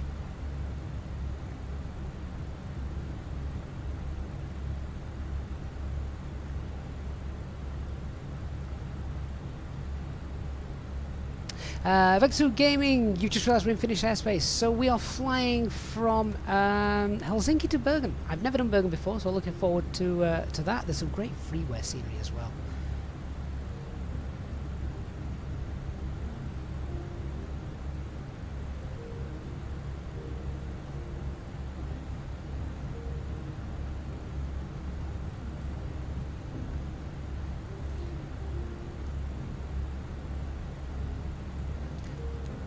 So if we just check, we should arrive at around about an hour and 20 minutes. Looking at that, hour and 20 minutes. So loads of time to sit back and relax. Let's just get some route weathers then for Stockholm, because that's coming up. That's our next major airport that we're going to be passing. So go to AOC, weather requests. What's that message? Oh, we haven't got one. Not quite sure why that was there then. We'll check. Now, one of the things I would like to see added in the future, and I'll probably try and suggest this, unless they're already aware of it and they are going to sort it, is it would be nice to request more than one weather, because I think you can select up to 4 in the real aircraft.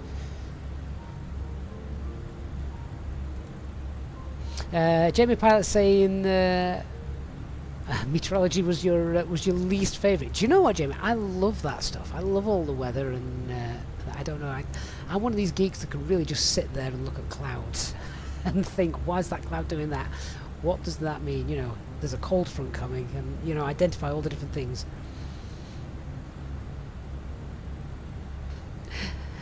It's yeah, I'm sad, I know.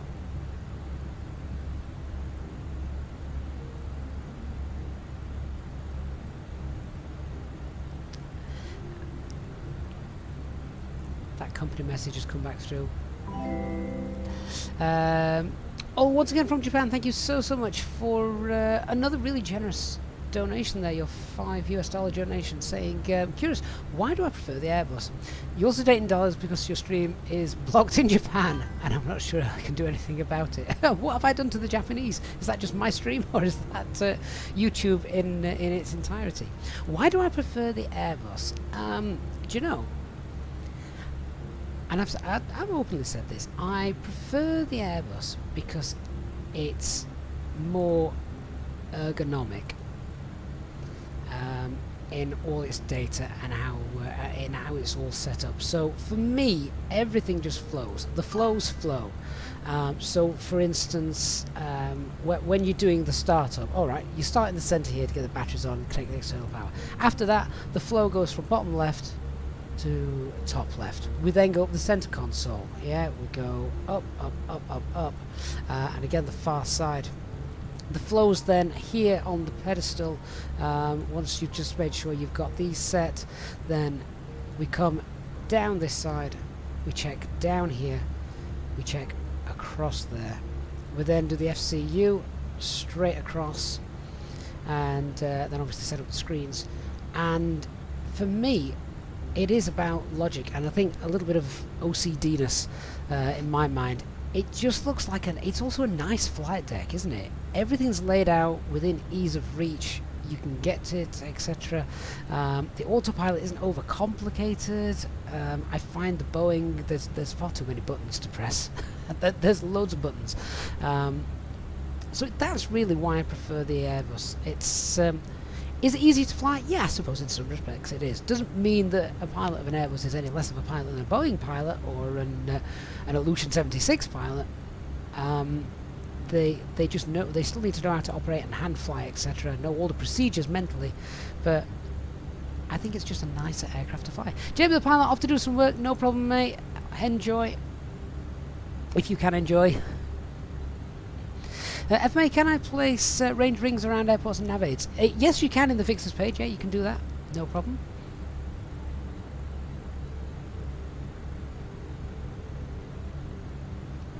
Sean Matopia, you love how the Airbus wants to communicate with you. It wants to work with the pilot. Do you know what? I think Fenix Operations is online. So let me try something. I don't know if they're watching the stream. They have been trying to watch a lot of the streams that we're doing. Obviously to be on hand if things aren't working, etc., or if anyone's got a question. But let me just try something. If I go to that ATC menu connection, let's try and connect to Fenix Ops.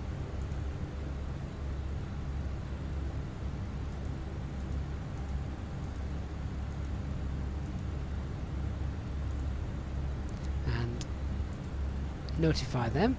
See if we can connect to them.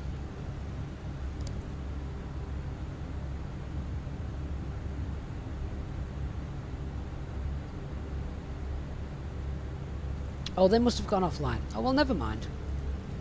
Never mind. Flash, have to remember to set the proper course for both your ILS receivers is something you tend to forget in the 737. Yeah, exactly. You don't have to do that either. You don't have to set courses on in the Airbus. You don't have to continually align the heading in the Airbus. It's all done for you. It's just a really nice aircraft to fly.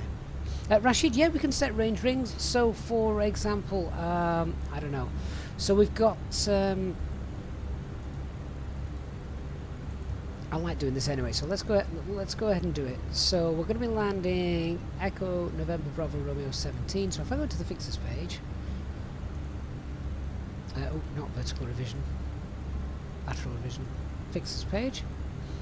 Echo November Bravo Romeo. We're landing runway 17, and if I tend to like to know when I'm around 30 miles away from there. I know when we're 30 miles away because obviously we can see on the we can see on the flight plan, etc., and the navigation display. But what I like is just to have that that sort of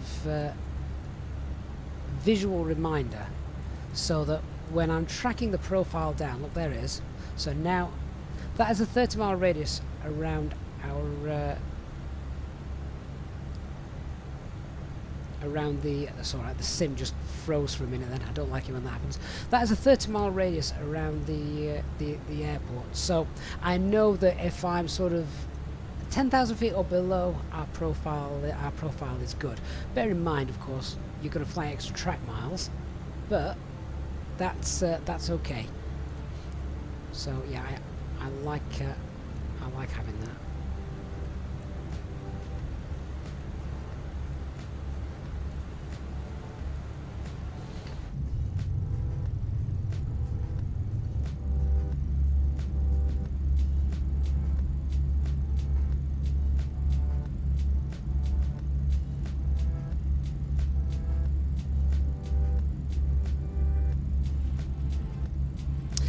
So VETSCrew Gaming, Fenix Ops. Yeah, so the developers, some of the developers are hopping onto the Hoppy's Air Cars network, so we can contact them. They have been on a lot this week. I was just seeing if they were on again now. I don't think they are, sadly, but I think that's quite nice.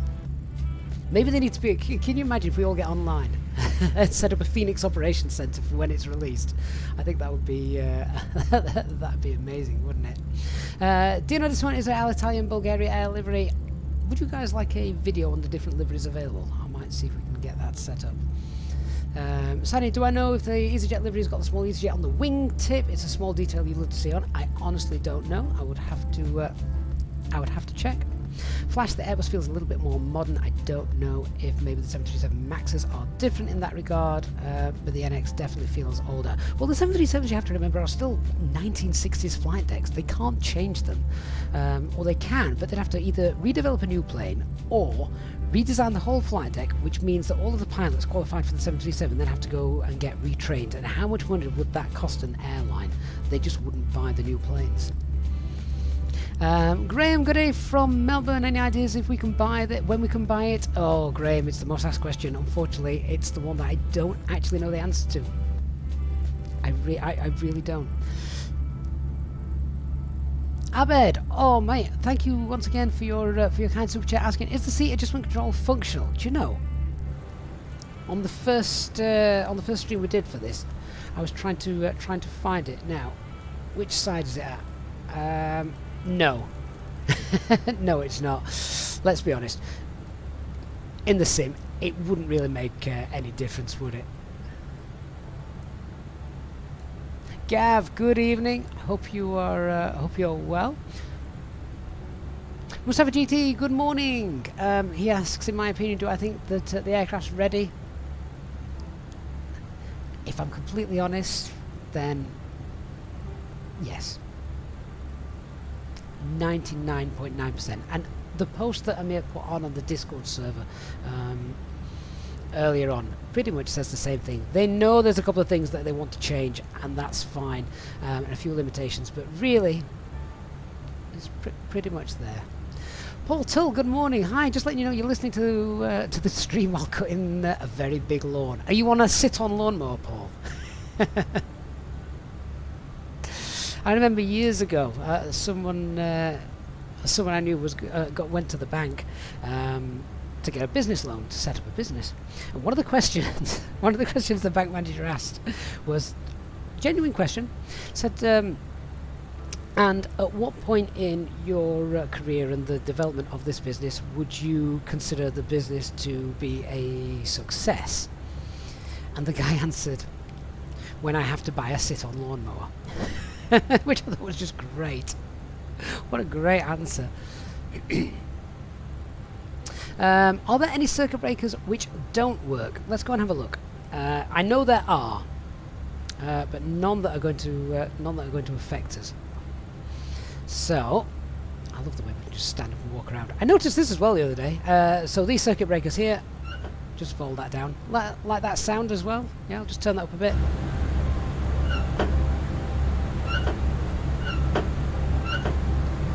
Someone needs to oil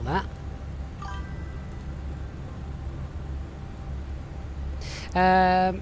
So yeah, so if I run my mouse cursor over, you can see as it turns into a little finger, we can pull it. We're not going to pull these, by the way. But so all of those work. That works. That works. That works. All of these work. So Those two don't. Those two don't. I'm not going to go through all of these. We'd be here all day, wouldn't we? But yeah, you can see pretty much as I'm running my hand over lots of these. Most of them work. The ones that you're going to need work. Traffic. Oh. TCAS Blue.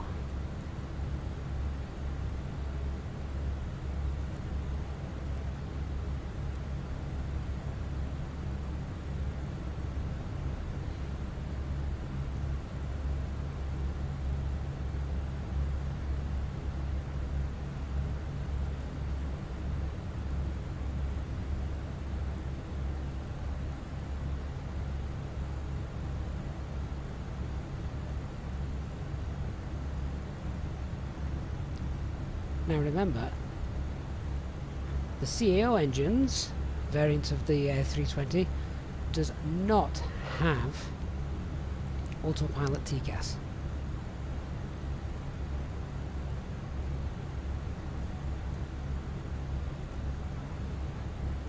Clear of conflict now. Yeah, it doesn't have autopilot TCAS, whereas in the Neo, fly-by-wire have modelled this but excellently. If you get a TCAS RA, the autopilot will fly it for you. Doesn't happen here in the Fenix. We have to do that manually ourselves.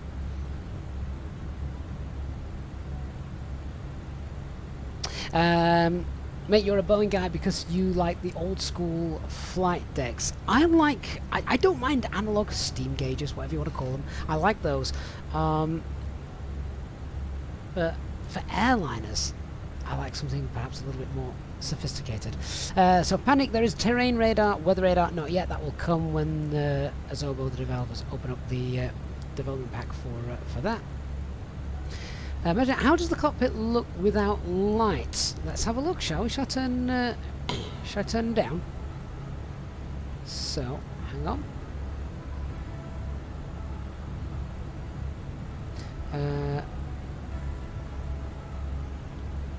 Let's turn that off. Can't really tell much difference, can we, in the daytime? Turn the floodlights off. Integrated lighting off. Have I got every... turn that down as well. There you go. So, no lights on. How's that? I don't know if I like that now. Who wanted the sunshade down?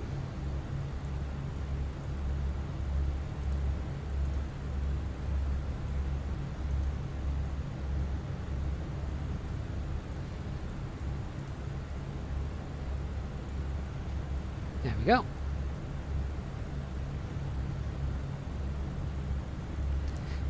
She doesn't look bad, does she?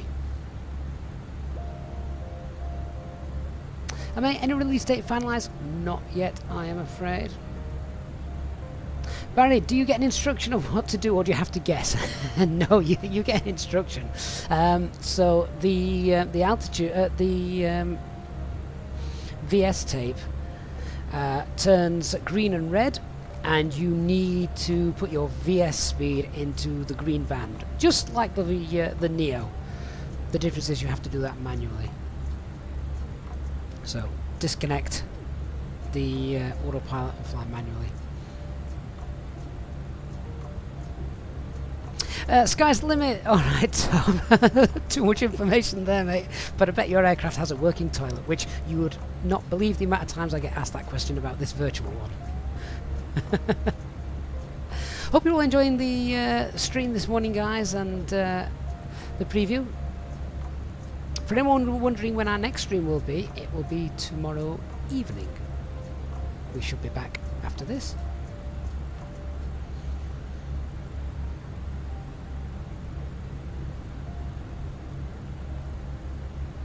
Fox November says the sunshades are amazing, they improve the contrast. Yes, so it actually does affect the glare that you get on the navigation displays, etc. It's awesome, isn't it? Sky's the limit, you won't be showing a video. Glad to hear it. Air Gandhi, you've got to disappear as well. No problem, my friend. every time I speak to you now, I feel hungry. I know what you're doing. I shall see you soon. But again, tomorrow night, I think we should still have more Fenix operations, don't you? Max, can I show how the thermal printer setup works? There isn't a thermal printer in the Fenix aircraft. Not yet.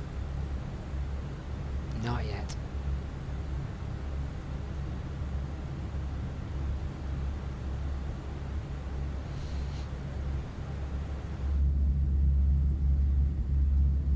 Such a beautiful part of the world to fly in, isn't it?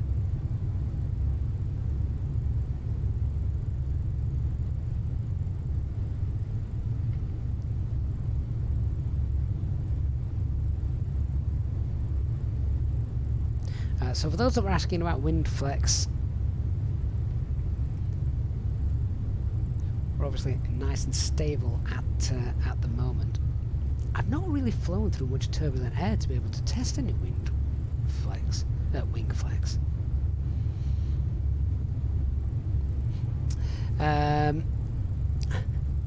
Can I do the DCA Ronald Reagan runway 19 RNAV approach next to the White House? Is that, that's not the. Is that the same runway as the River Visual or not? Forgive me, my American knowledge is a little bit poor on that front.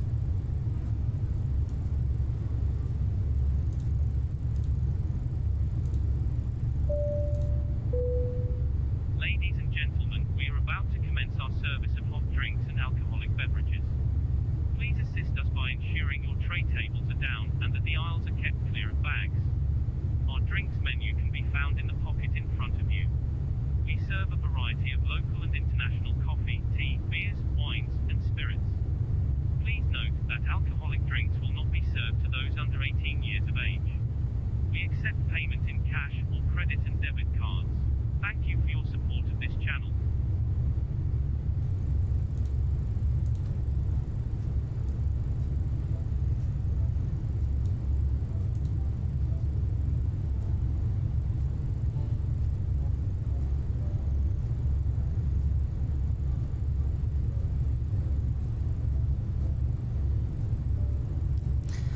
So, talking about wind flex, I think the aircraft that you see it on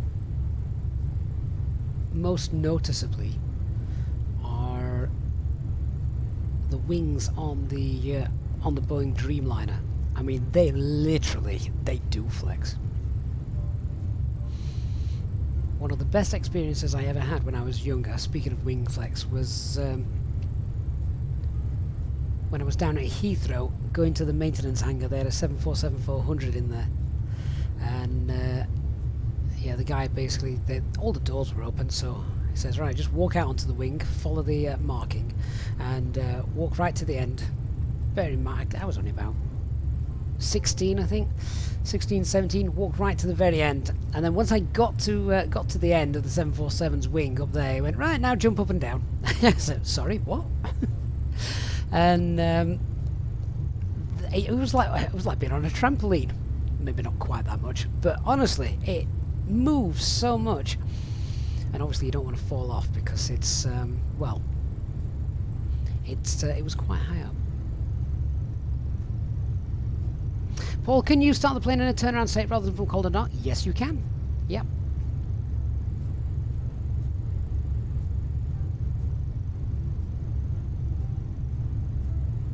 Panic, is there ATIS and a message printer on board? So there's no printer, but obviously, yes, you can get weather, of course. RLS Print Design, good morning, mate. How you doing? Good to see you in the chat.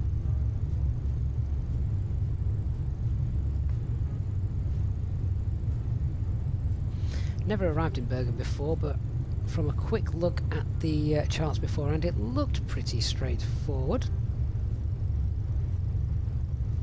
RLS, does this mean the end of, or the slowing down of developing the fly-by-wire? No, I don't think so. No, no, no.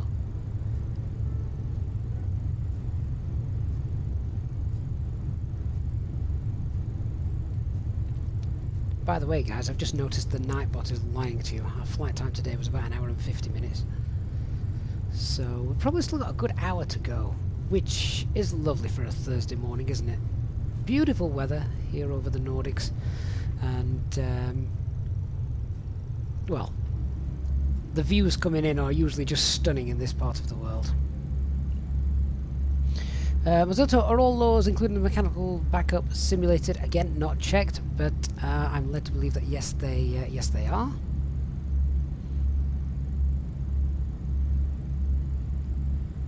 Your father's from England and loves to say that you're English even though you've never been to England. Well, you do speak very good English, my friend.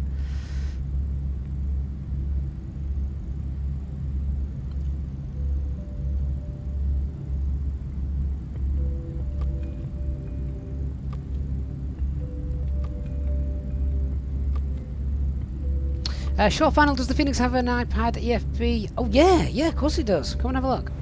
Come and have a look. So, oh, hang on. Let me get back in my seat. Right, so, do you know what? Don't tell Katie. I'm going to pop over to the FO side to show you the iPad, because I've got the sunblind up over there. You can't have the iPad up and the sunblind because, well, where would the stickers go? So, this is the EFB.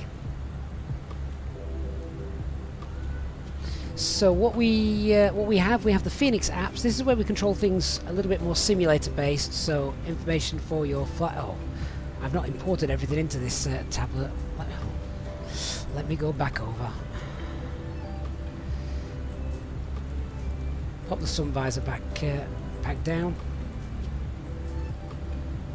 Bring the tablet back up. There we go. Right, so let's have a look. Yeah, so if anyone that hasn't seen this, first of all, I think it's important to note that you can use this on an external device, so you can use that on an actual physical tablet in your hand. I'm just not doing it because otherwise you wouldn't be able to see what I'm typing in. But the Fenix app shows us everything from our flight. So that's the weather. Currently our arrival weather in Bergen is, oh, it's raining and few clouds 200 feet. Interesting. I don't think we've done an auto land on this.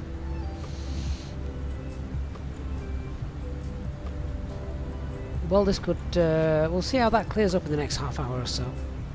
Yeah, so there's obviously our weather, there's our flight route, and obviously a progress bar. And yeah, this tells you your estimated time of arrival, departure, etc. Ground services, I can't show you that in flight because we're not on the ground.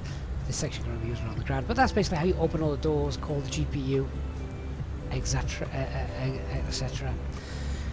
Weight and balance, so these are the passengers on board. Thankfully, it's nice to see that we've got the same amount of passengers currently on board as we did when we left. That's always good.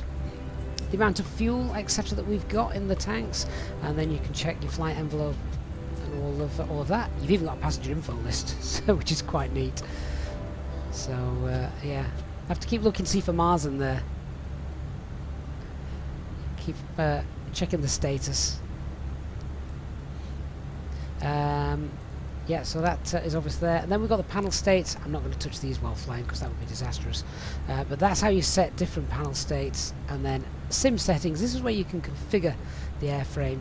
So for instance, we've got the standby is integrated standby, or you can have the good old-fashioned analog. There you go.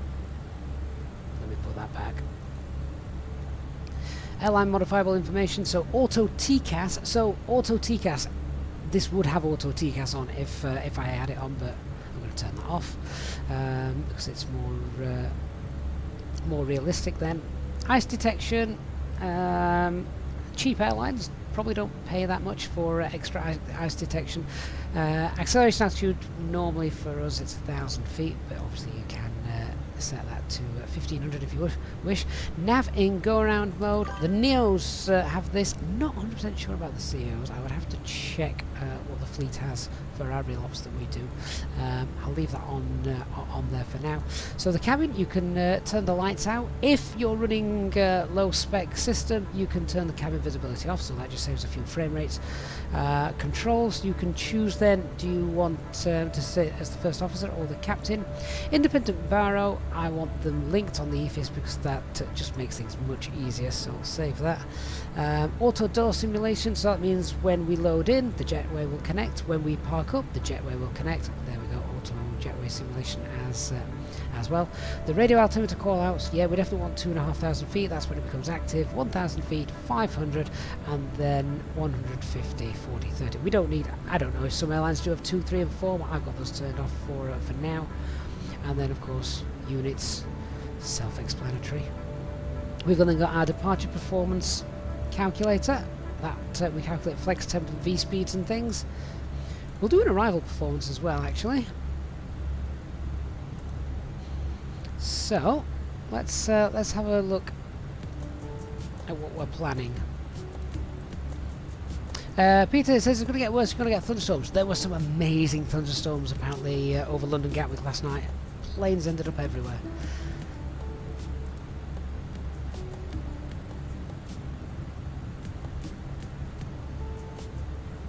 Right, so for our landing weight, we're probably going to have to do a bit of maths. So, current fuel on board is 5.2. We'll be conservative with this, so let's call that 5.2 tons of fuel on board. And then we expect when we land to have 3.8 tons on board. We could round that up as well, 4, so we don't burn quite as much as we anticipate. That makes us heavier, which means we're going to lose 1.2 tons off our gross weight. So our gross weight at the moment is 62.5 tons.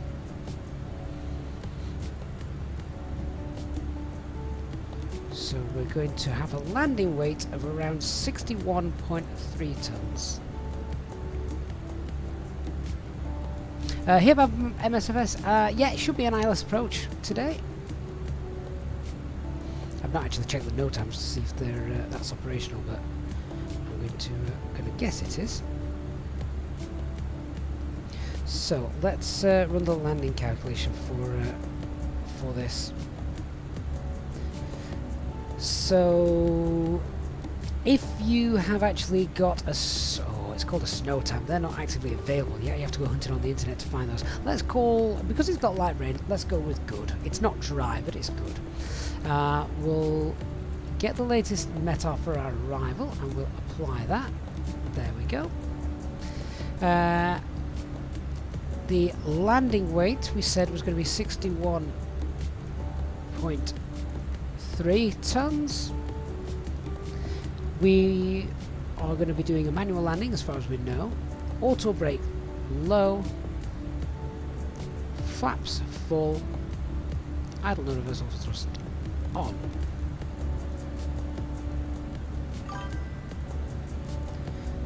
Okay, so we should be able to then apply that. Where's the apply button gone?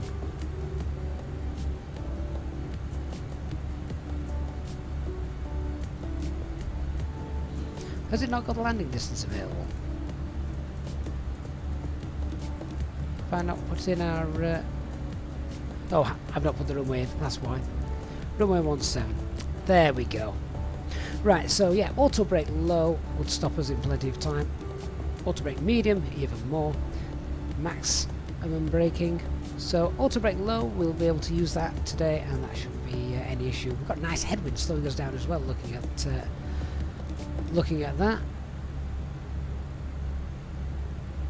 I love how it gives you the crosswind component as well. That is really neat. I'd not noticed that last time we looked at this.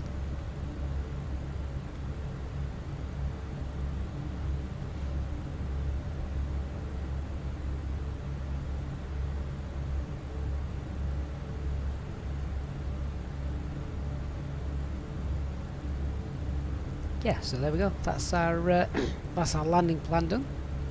Auto brake low should suffice. We've got links to Navigraph charts as well. I've just realised this won't be linked because this is a new build.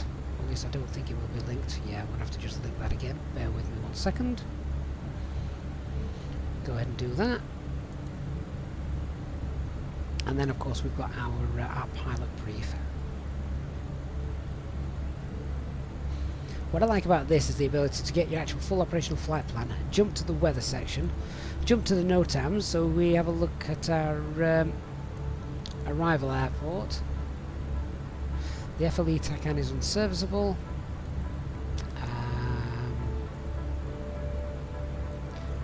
So again, these are real world NOTAMs as well, so some of the things won't apply to us, of course, in the simulator. So just bear with me while I link my Navigraph charts.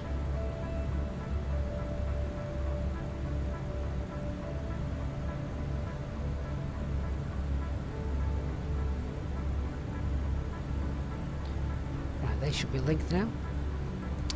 Following procedures are suspended. RMPE, AR, RMPN, AR, RMP, RMP. Okay, awaiting flight simulator validation. I think that means not Microsoft Flight Simulator. Norwegian and SAS are allowed to fly suspended procedures for test purposes when cloud base is above 400 for runway 35 and above 6,000 for runway 17.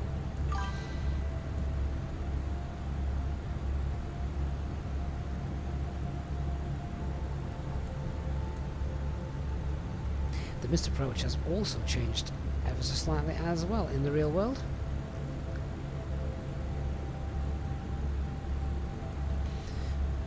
So, based on that, we wouldn't be doing an RMP anyway because they're suspended, and we're not flying SAS or Norwegian. And here we go. We've got a checklist. If you want to use that.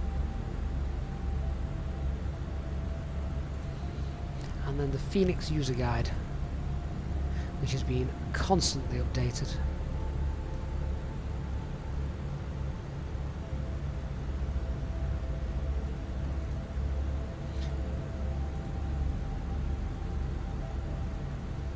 Ricardo, does it have a takeoff calculator? Yes, it does. Yeah, sorry, as I've been going through that, I've probably missed a heck of a lot of questions, so apologies for that. Feel free to ask again. So our arrival today is going to be the Mesa 3 November. Let's go and find that.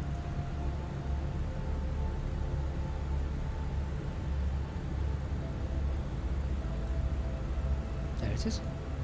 And our arrival, the approach charts is going to be the ILS Whiskey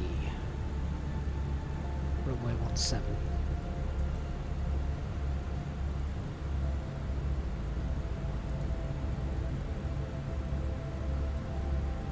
So I'll get some information off this chart whilst we're here. We're landing runway 17. We're going to be on the Pezzer for 3 November. Transition altitude is 7,000 feet. Platform altitude is 2,400 feet. Minimum safe altitude, as we're going to be coming in, we're going to be coming in from up from the east, northeast, so it's going to be 5,500 feet. And depending on that weather, that runway visibility range, runway visual range, needs to be, with everything working correctly, 370. We're going to keep an eye on that weather because it's raining at the minute with a low cloud base. Airfield elevation is 166 and missed approach. Climb on track, we're passing 2,000 feet. Intercept approach on the radial 170 to FLS. Ah, now FLS they said wasn't working, was it? So in the real world, if we were doing real ops, then we'd have to change this. We'd have to go back to the NOTAM and read what it said. So the NOTAM for this said, let me just find it on my second stream. Right, so the FLE TACAN beacon isn't working. So that means missed approach means climb on track, fly level 170 degrees when passing 2,000 feet. Intercept and proceed on the 170 radial FLS to 15.6 miles and then enter, hold, climb to 3,000 feet. Bearing in mind, we're in an Airbus, we're not in a little Cessna, so we still know where the FLS TACAN is because we've got the navigation waypoint, we've got the GPS coordinates of it, we don't have to hard tune it in.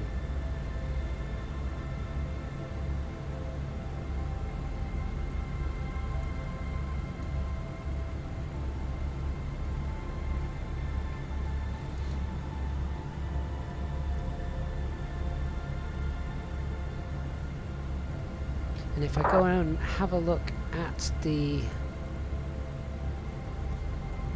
go around track on here, let's have a quick look. Yeah, there it is. There's the go around track.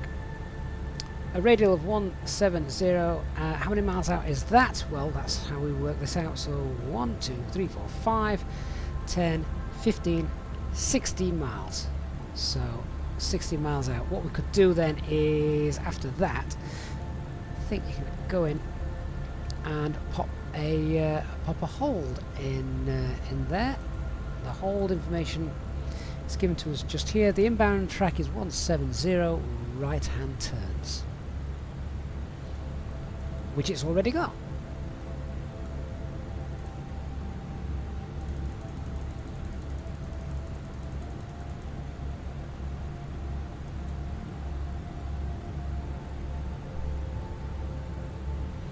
So yeah, we can just enter the hold. Have we got ATC? Let's have a look.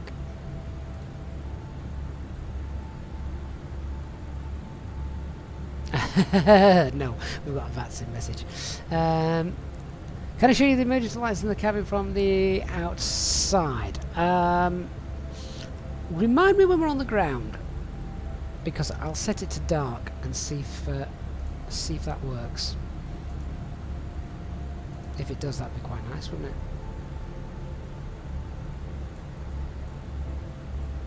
Let's have a look at the approach. Again, apologies guys, I'm just ignoring the chat a little bit.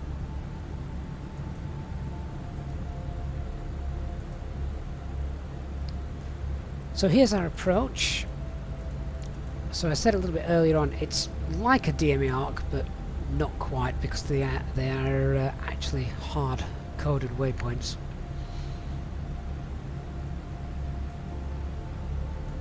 So we want to be between 8,000 and 6,000 feet at Lutiv.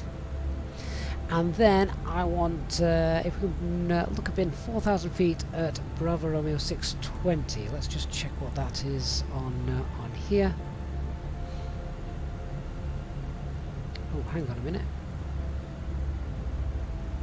Oh, yeah, that's okay, because then that takes us to Gilver. We're no lower than 4,000 feet at Gilver. So actually, we're going to be quite low coming in. There's a lot of miles there. What we got track miles wise? 3, 6, 7, 8, 9, 10, 14, 24. We're at 24 track miles, so 8,000 feet at this point is absolutely fine. But 4,000 feet at Gilver. Let's see what's in the box.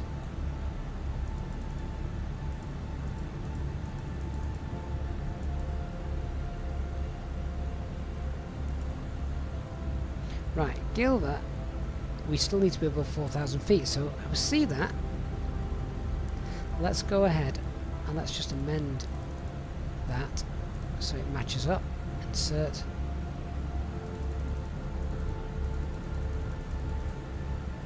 $220 knots, that's fine. there are a couple of speed restrictions on there as well, so we're going to be nice and slow doing this. So this is going to be a nice steady approach coming in, and then from Gilva we can get down to 3,000 feet at Babalu, and then we're going to be about how many miles away? 3, 6, 7, 8, 9 miles away. 9 miles away, 3,000 feet at Babalu. We'll be on the ILS at that point as well.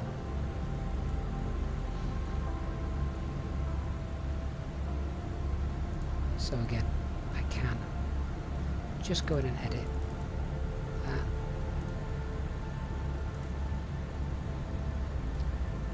Done. What a nice approach. Looking forward to this. So how are we going to fly it? Let's see. We are going to, obviously, if max 220 knots at this point, well then I would imagine, realistically speaking, then,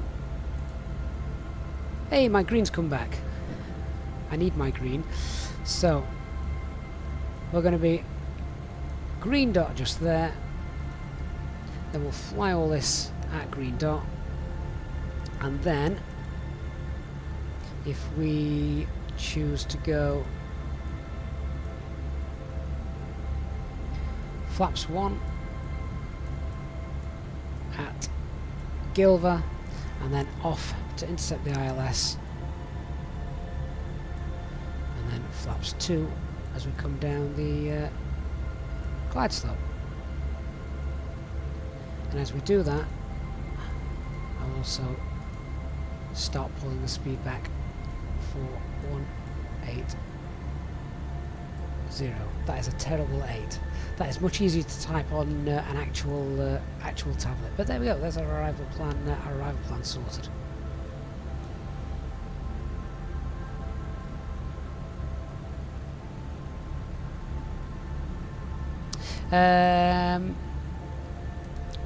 We just check. Have we got any ATC? Oh, Polaris Control is online. They've not sent us a ping yet.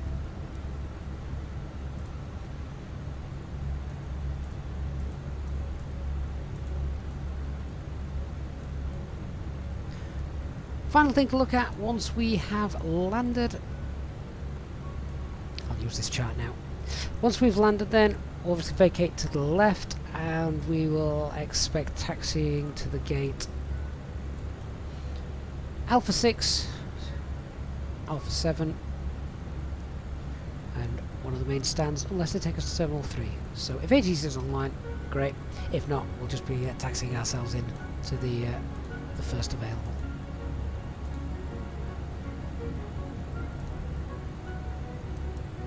Right, I'm now back in the chat with you guys. Now we've gone through and just done all that. My screens have gone dark again. Do I need to get my my visor back down? Yeah, I can see my screens again now. Hey, Christian, how you doing?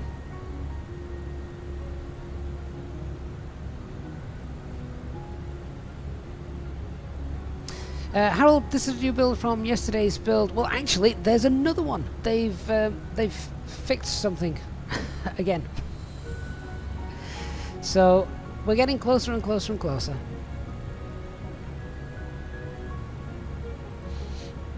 All right, Peter. I'll follow your professional lead. What frequency is it? 11887.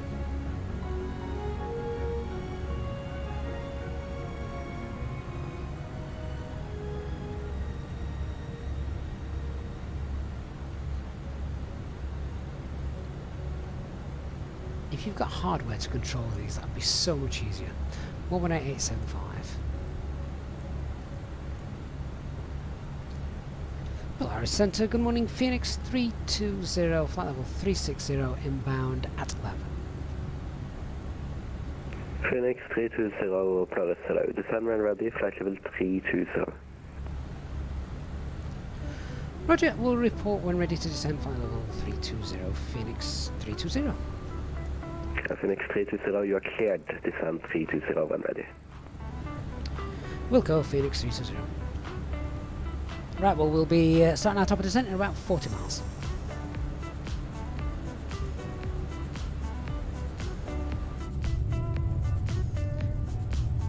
clouds have certainly taken over now, haven't they?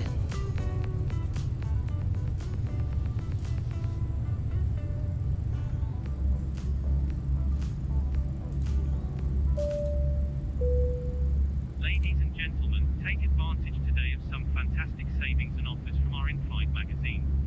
This can be found in the back pocket of the seat in front of you.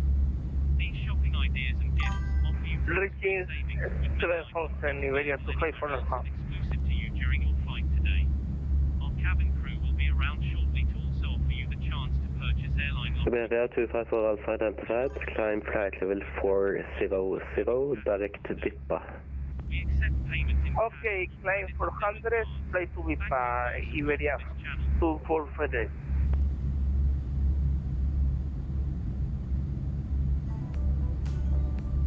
So that is an interesting question regarding ATC. So as I understand it, and pull me up if I'm wrong because it's been a long time since I read VATSIM rules, and they may have changed. If you are currently on Unicom, you've been handed off on ATC, and when you're on Unicom, a sector comes online, usually the ATC sectors will send you a ping, because they can ping all aircraft in their sector to tell them they're online. Otherwise, you're constantly monitoring if your sector comes online or not, and most people don't have the ViewPilot app open in the background.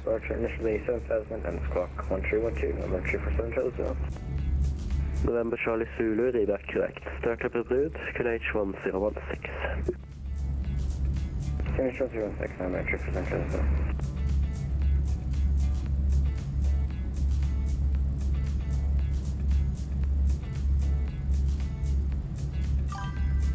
What I'd really love to be able to do, if I had the time, would be to do a full sort of day doing some sort of real ops flights, zipping around the UK, Stansted, Glasgow, Stansted, Belfast, Stansted, you know, that sort of thing. We've done it. We have done it once before. Peter's been online for 50 minutes. He's been online 50 minutes and didn't care about me then.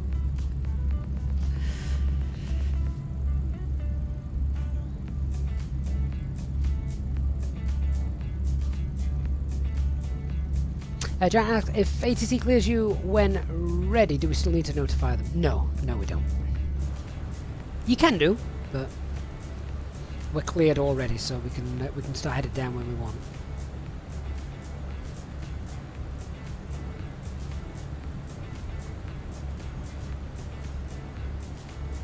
Barry says VATSIM code of conduct is you have to contact them, not the other way around. That's different to what I read. Then again, it was a long time ago, I must admit, so that may have changed. Scan 1154 Bravo, push start route, QNH 1016. Push start route 1016, Scandinavian 54 Bravo. Polaris control, Alpha Zulu Victor 341, radio check. Alpha Zulu Victor 341, Polaris 325, how do you rate? 4.5 tons of fuel on board, so if we need to go around we can do. We've got plenty to make another approach. We had any problems with connect. Hold the point runway 36, ready for departure. Alpha Zulu Victor 341, wind 010 rates, fine off, runway 36, get for takeoff. Clear to takeoff runway 36, Alpha Zulu Victor 341. Qatari cargo 8447, descend when ready, flight level 160. Descend when ready, flight level 160, Qatari cargo 8447. Fenix 320, leaving my area, no further to sea, and come on to test flight.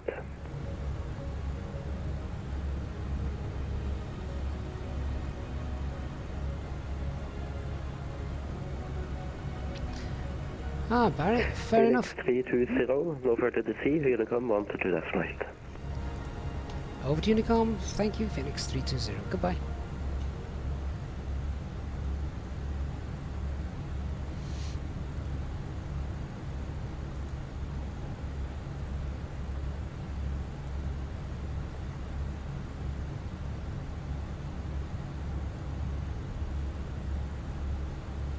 Well, we're coming up on our top of descent anyway now.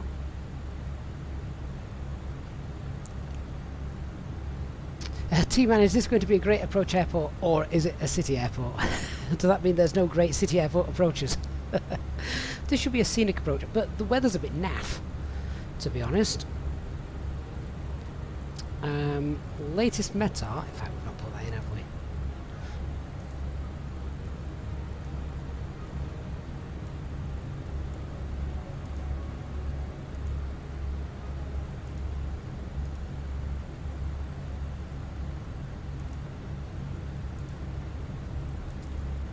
Send that quick weather request off so we get the absolute latest information. Echo November Bravo Romeo.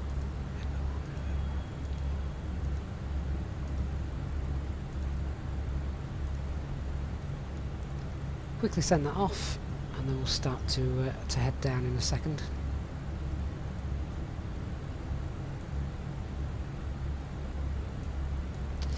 Barry says, that being said, this is all in theory. In practice, most of us will contact me. Some even have their ATIS. Do not contact me if no contact message. Yeah, I can understand that, because if you've got one plane that's miles away from everybody else at the top of your sector, particularly like we could be here, then it would make sense. And I do remember reading that, I remember reading once, wait for the contact me message before contacting ATC.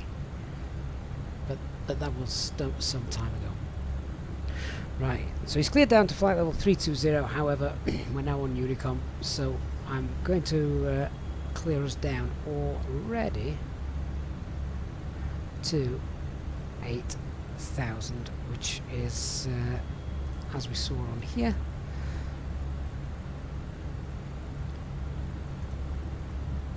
Alpha Zulu Victor 3 for 1. Just idle, descent, flight level 80, blue, and cleared direct but Luton. we actually want Clear to direct the Luton Q&H, and climbing flight which level 100. I haven't been given. Why hasn't that been sent? I could always cheat.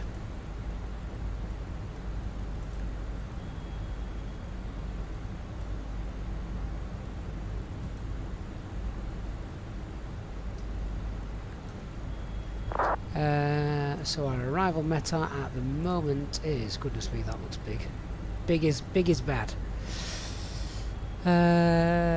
Oh, the rain seems to have oh, hang on, tempo 800, so the rain's lifted a little bit. We've still got wind 1200 feet, gusting 33. Okay, let's see what that does to our approach. But QNH is 1015. The winds then Canadian Flight for Bravo. 18014. And the temperature is 11. Taxi Golf, November 30.1 mile right.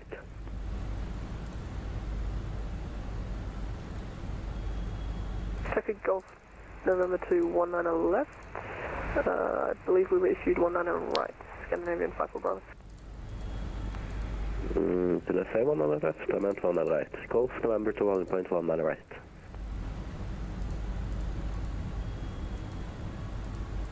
Oh good, you said 19 left, but that's fine. Clear Golf November to the holding point 19 right. Scandinavian Flight for Bravo.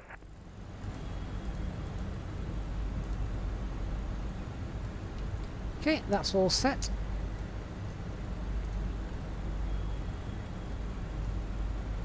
It's very bright and snowy, isn't it, up here?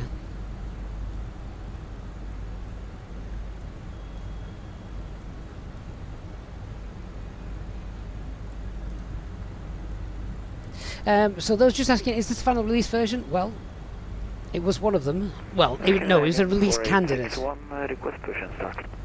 Release candidate, not the final release version, of course. Can't say that with any accuracy. But while we've been on stream, they've already released a new version. They're faster than fly-by-wire. It's only a very minor change I think they've made with the next one, so yeah.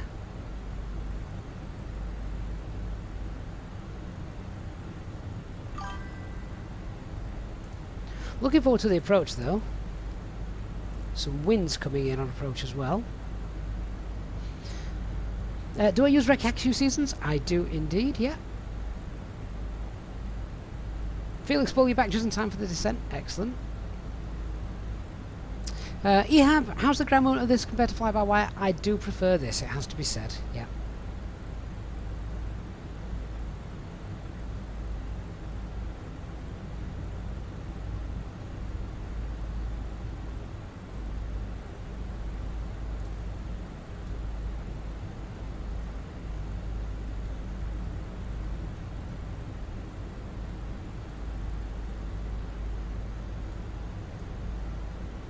Oh, didn't want to draw on that. Go away.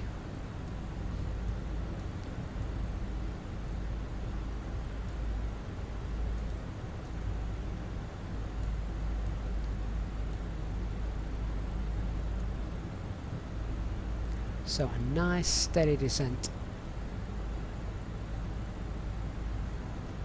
And then a nice steady arc.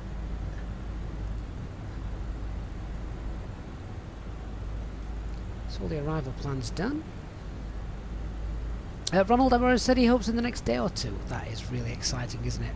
Now, do the company release it over the weekend? Would that be a good move or a bad move? Because obviously, unless the company is going to work at the weekend, which to be fair they might do, given the release, but there you are.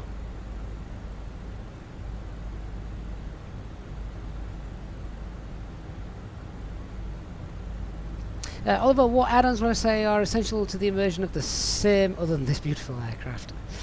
Check out the channel. There is a video I posted on there not that long ago, which basically had the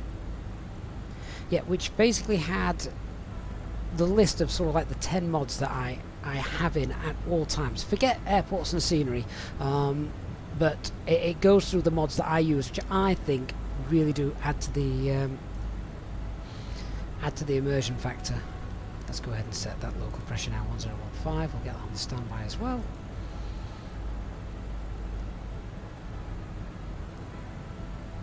Not there.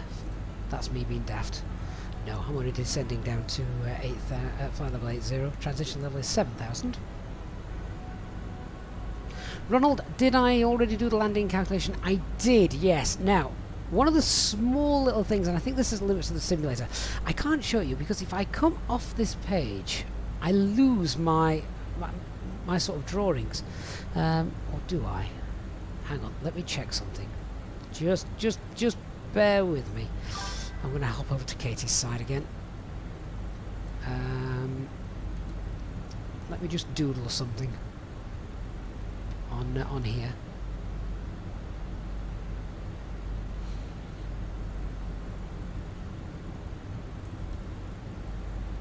And just pick a chart.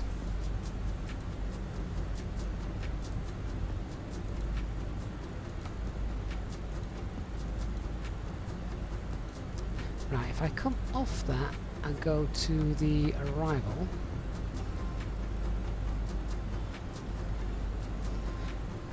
now if I go back and open up the Navigraph chart, oh, it does hold it. Right, oh, in that case then. Let's see if I can show you the arrival calculations we've done.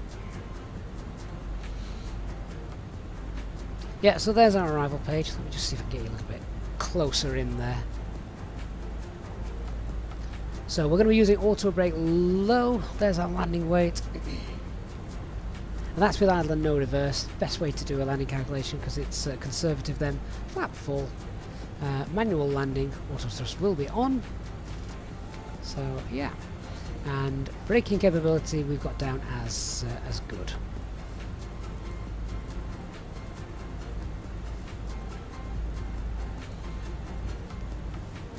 So T-Man, yeah, we can come off the chart, but we can change the apps. That is what I was just checking, yeah.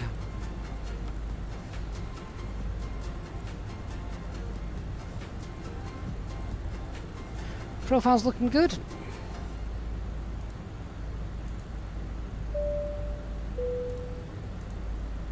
Ladies and gentlemen, from the cockpit, we began our descent into our destination. We're not expecting any air traffic control delays, so we should have you on the ground shortly. If you could now please assist the cabin crew by tightening your tray tables and handing them any litter as they come around, it would be most appreciated, and make sure to fasten your seatbelts. For safety reasons, please turn off any electronic devices you have or switch airplane mode on your mobile phones. Please note the aircraft toilets will also shortly go out of use. Thank you, and we'll see you on the ground shortly. Von McLean, you're going off back to work. No problems. Thanks for being on board today. Echo 202. Go on. Let's have a quick look outside, shall we? Oh, wow, that's loud.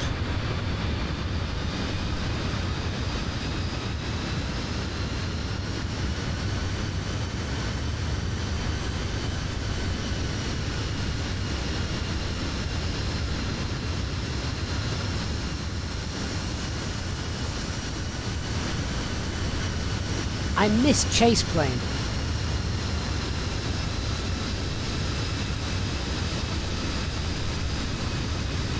I think a good app that would gives you like a nice rotating camera around would be lovely. Anthony, does the plane suffer from sticky brakes? No, no, not at all. Alex, the fix info, that's just personal pilot preference. I like to have a 30-mile fix info marker around there, so I know what we're doing profile-wise. Not always perfect. Like for this approach, we have got still about 80 miles to go. So, but that's just a 30-mile fixed ring marker around there.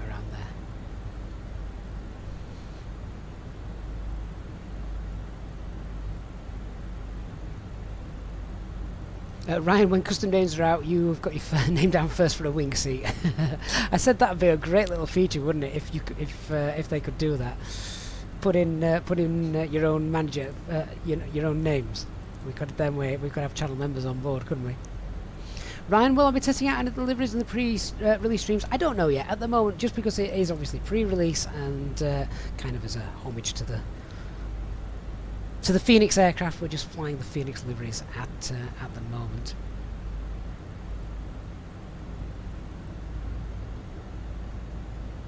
Jack, I did a great set of beginner tutorials for the fly-by-wire. Will I do something similar for the Fenix?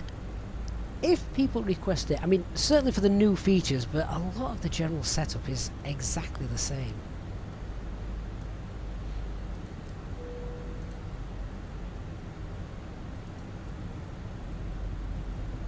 Right, so we've got our seatbelt signs are on.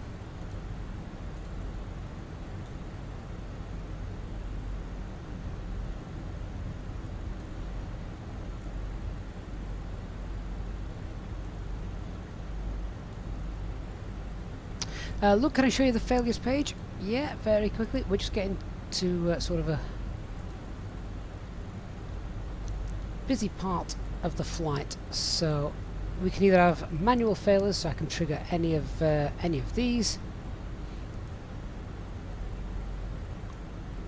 And bear in mind, of course, that when you go in there, there is absolutely loads. There's everything you could possibly think of.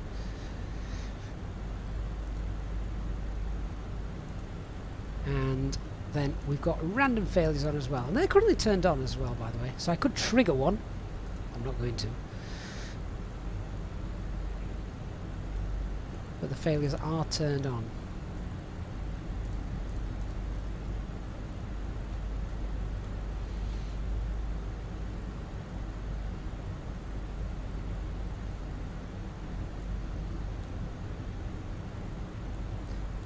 I mean, that's something that we probably will be able to do some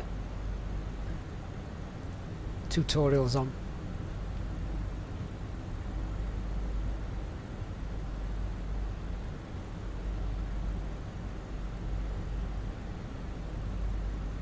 RLS print and design says seatbelt signs covered on means printing presses have stopped. Apologies for the late delivery of the next job.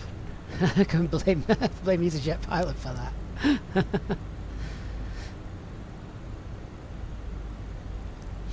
T-Bro, trigger a random one, they're only minor. That's true, I haven't got the main ones set on. Smooth flying, how do I know when to turn on anti-ice? Well, the stops I follow have anti-ice on for descent anyway, but the general rule is when the temperature is above -40 and below +10. And you're flying through visible moisture. Christian, IRS 1, 2 and 3 fault, let's go. Let's not.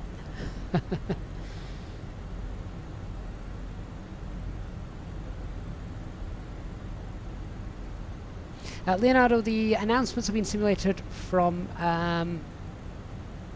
self-loading cargo. You know what, I'm just looking at these clouds. I'm going to put the lights back on in the flight deck because I think it's about to get very dark.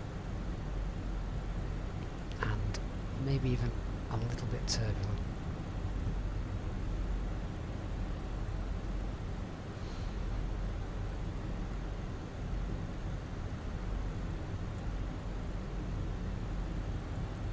Looks good though, doesn't it?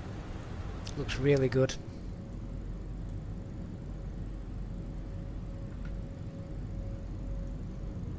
My GTX 1660 doing a fine job.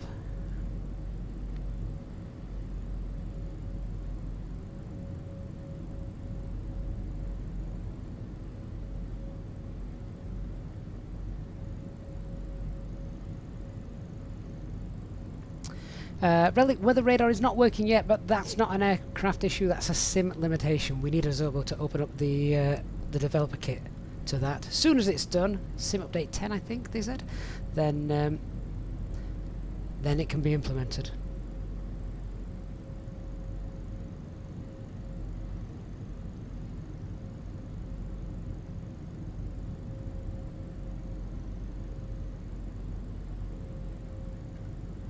This is live weather as well. Right, I'm going to get the landing lights on.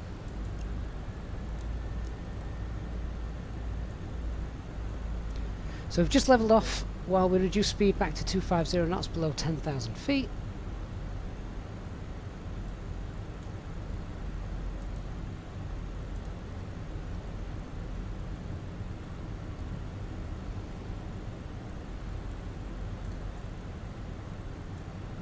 Can see the screen's a little better now.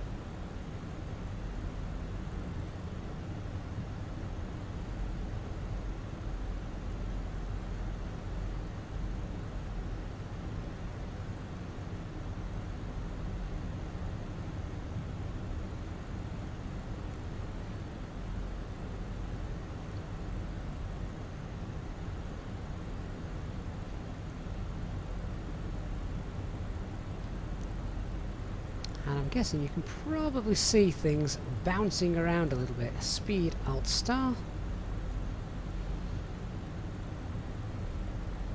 Love the way the visor changes, doesn't it? In the sunlight and out of the sunlight as we're going to start dropping down into the clouds.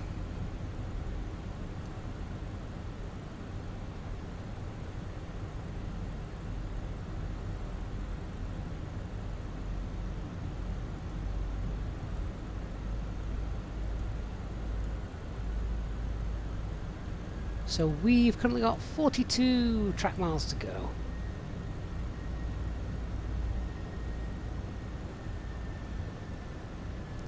So easily below a profile as it is at the moment.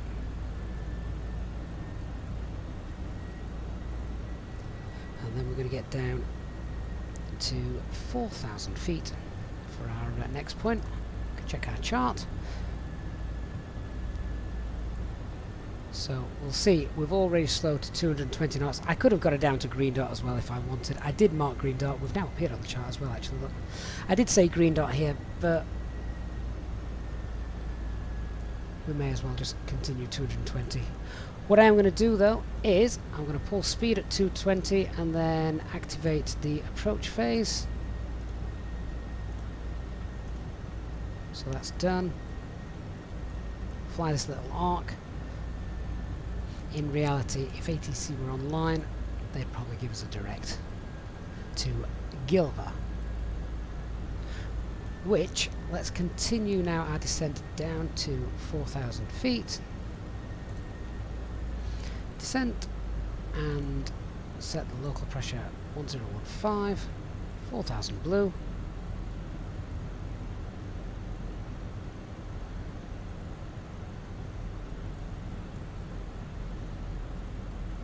We're going to level off just here at 4,000 feet. We could get a direct in now.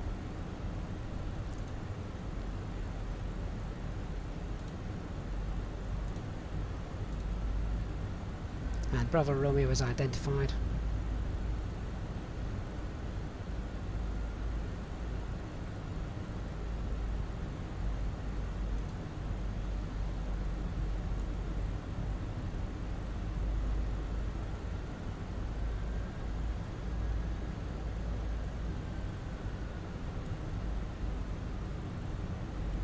So I'm just going to let this fly the track as it is at the moment. Christian, the new aerial title is available. Yeah, we had to update that before we started our flight today.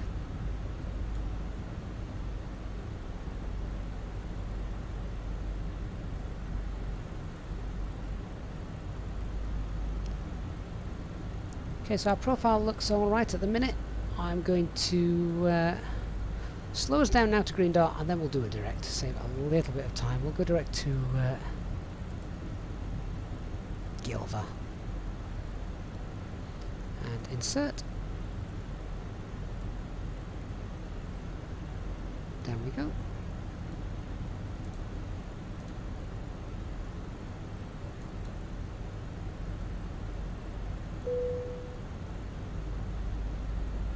Cabin crew, if you could please prepare the cabin for landing, which will be arriving shortly.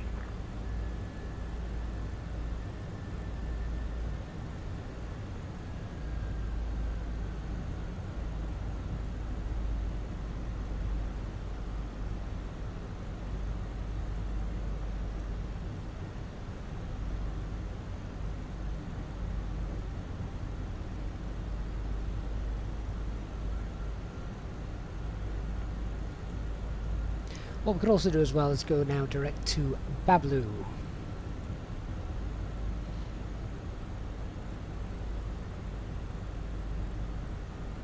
But just before I do that, I just want to check on the terrain radar.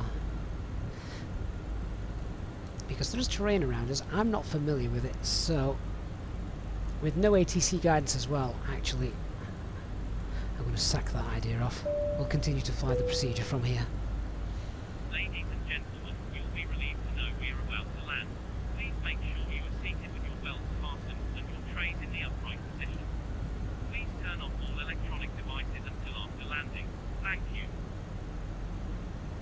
Would somebody kindly just get me the latest METAR at Bergen? I've just want to see what that visibility is doing and whether it's still raining. And we've got very low cloud. We did have low cloud, but those minimums 370.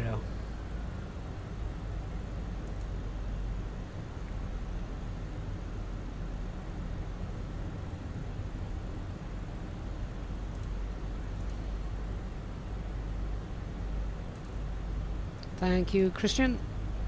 Scattered 800 feet. Okay, so it might be quite late that we see it.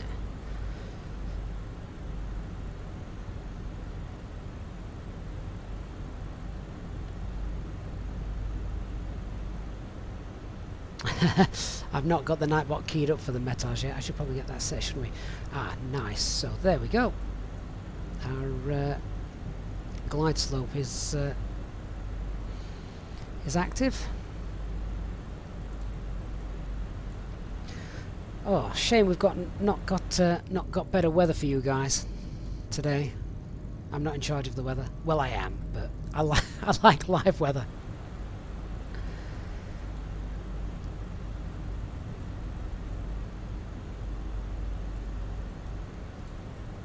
Just going to keep that down there so I can concentrate on the displays a little better.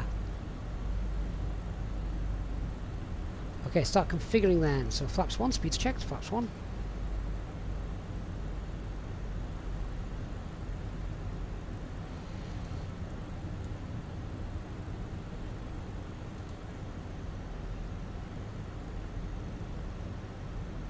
Wind that speed down to 180 knots. Open descent, 3000 blue.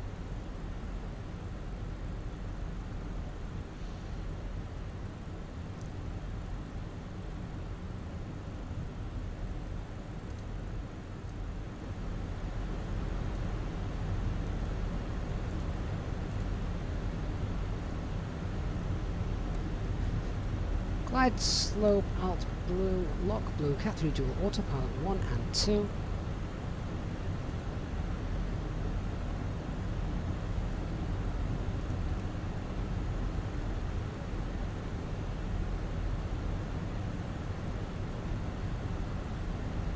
And with that glide slope coming up with the localizer, let's get flaps 2 out, speed checked, flaps 2. We need to hold 160 knots as well till 6 miles DME. Sorry, 4 miles DME.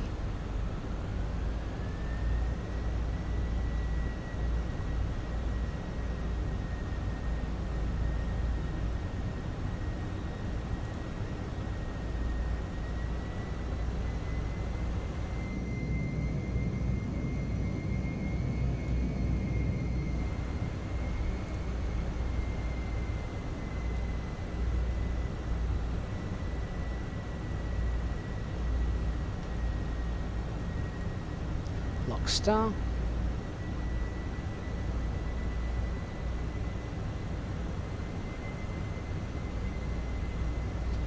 Airport's in sight. Catwalk's not going to be an issue. Glide slope star, mid approach altitude 3,000 feet is set.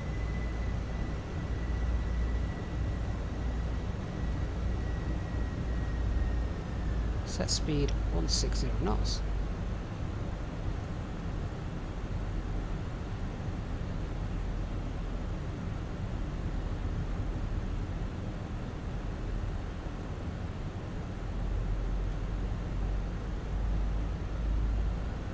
Um, 5-1 Delta, we don't need probe heat on, it's automatic whenever the engines are running in the Airbus.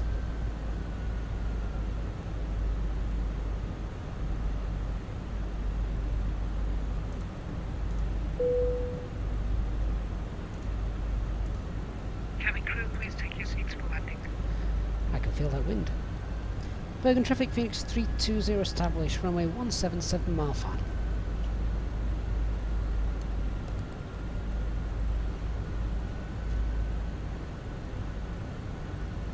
Look at the headwind though, that's what it is, it's a straight on headwind. So we may just feel it buffeting the aircraft as we come in.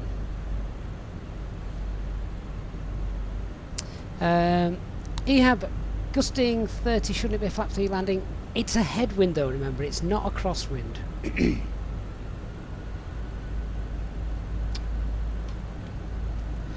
Gear down, on the spoilers, flaps 3.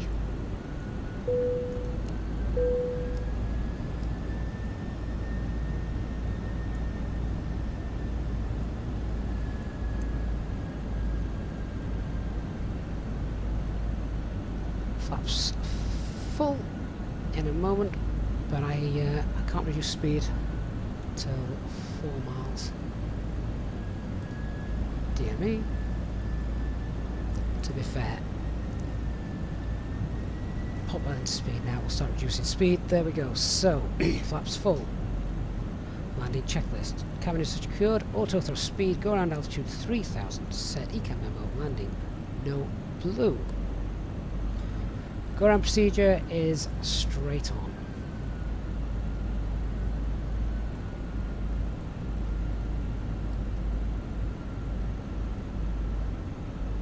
I'm going to turn the sound up a little bit and stop narrating. Enjoy the landing, guys.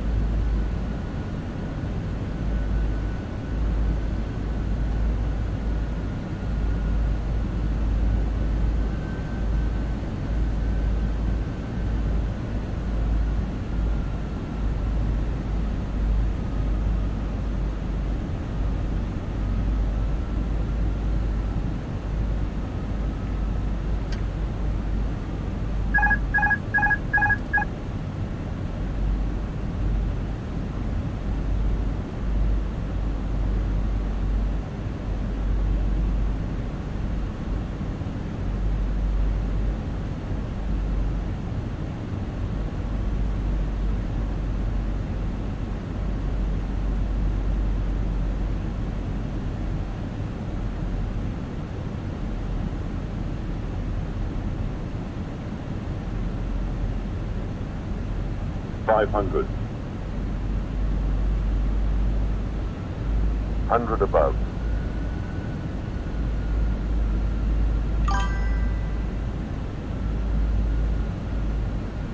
Minimum.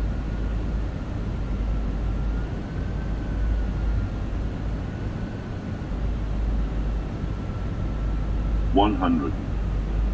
Light slope. 40. 30. 20. Retard. 5.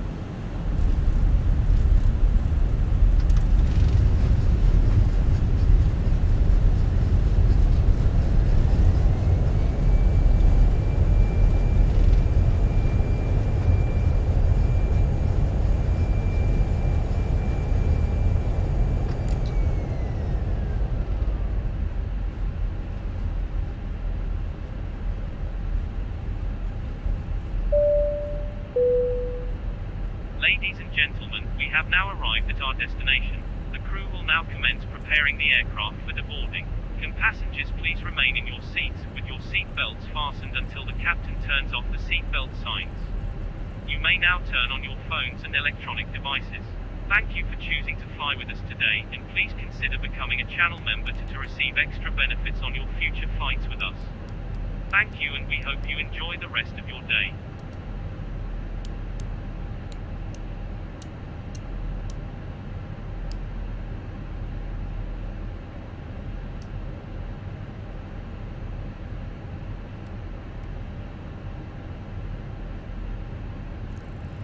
Oh, guys, how was that for you?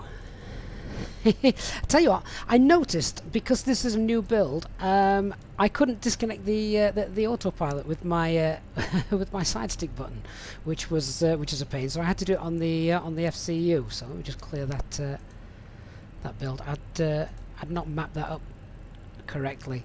Right, let's just go ahead and park, shall we? Did you guys see as we were coming in, we had a little gust, which obviously gave us a headwind gust, which gave us a little bit of extra lift right at the end. So it just wouldn't come down.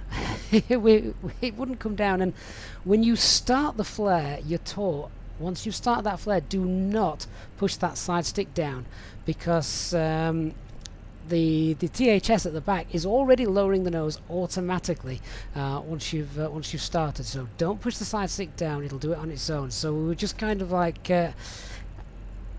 got the side stick sort of in a neutral position, thinking, "Come on, damn it, get down," and it did. Obviously, in the end, I actually quite enjoyed that. That was a little challenging, but the weather in Microsoft Flight Simulator played its part really, really well in that. So so that was nice. If you have enjoyed the flight today, of course, please don't forget to hit that like button on your way out, and of course, if you're new to the channel, hit that subscribe button. Lots of Fenix flights coming, lots of Fenix tutorials coming up as well. So so yeah, we're gonna take the gate where everybody's waiting for us. This is fantastic scenery, this, isn't it? Really, really nice. We're going to have to come here again, perhaps when the weather's better. LPG, why not using autopilot disconnect? Because this is a new build, I had forgotten to map it. That's why.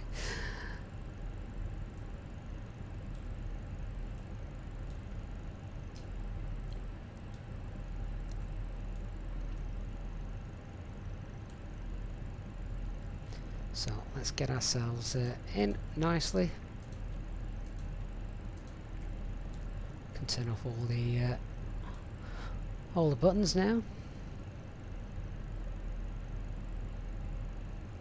So this is freeware scenery. Again, one of those amazing freeware sceneries from FlightSim.to, Bergen Airport. Congratulations to the developer on this. Really, really nice. T-Man, major slope on the runway as well. Yes, yeah, absolutely. Well, that was one of the things we were coming down and thinking, come on, we need to get down, but it's okay, because in a minute that runway slopes up, so I'm going to meet it. I just need to meet it within the landing zone, otherwise we're going round.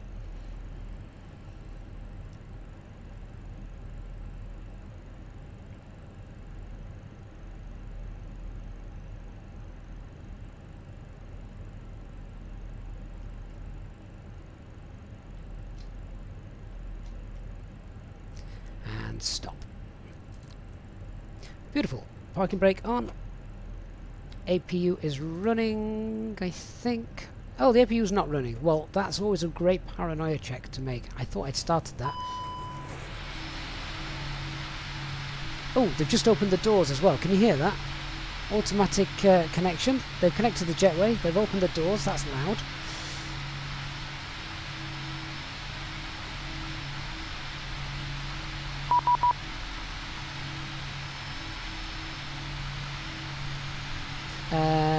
Oh, we'll have a look at the emergency lights as well. I've just been sent a reminder. See if I can try that. Frank Byte, do I know where you can find values for the runway slopes? Actually, yes, I do. So, I have to use SimSmart for that. So there we go, APU is running unavailable. But if you want to find out the runway slope, where we just landed, Bergen. Echo November Bravo Romeo, runway 17. There you go. There's the overall runway slope and runway information. So downhill 0.19. VATSIM game the triple beat was just a message someone sent me on VATSIM. Right, we can get those engines shut down now.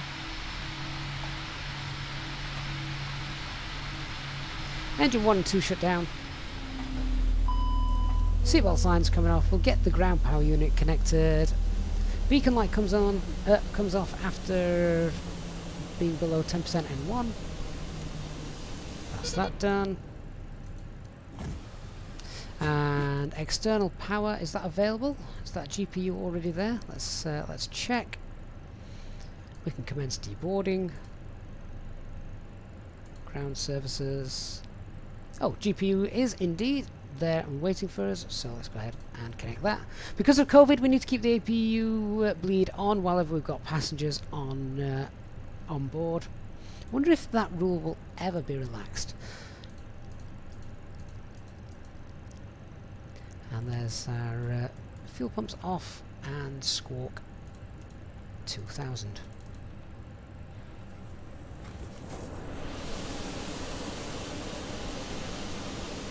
And there we go, our aircraft is pretty much now in a standby state, ready for the return journey, which I wish, guys, I truly wish I got time to do that, but sadly I do not. Where's my jetway gone?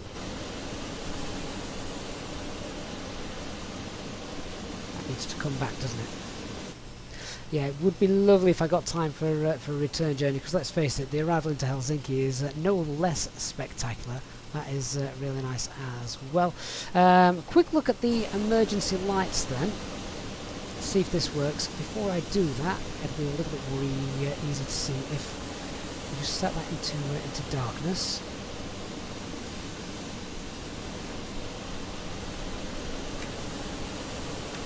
Cabin door, and if I turn off the cabin lights here,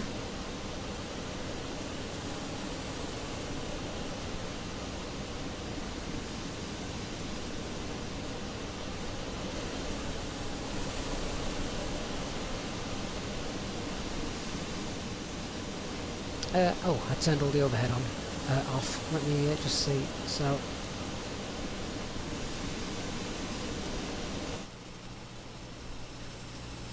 oh, why are the cabin lights not off? Unless it's because we're on the ground. It might be because we're on the ground. So by default, that turned. Oh, I turned the wrong one. That's why. Try that instead. Let's check. Oh, have I turned the cabin off? Sorry guys, cabin visibility, cabin lights off, so that should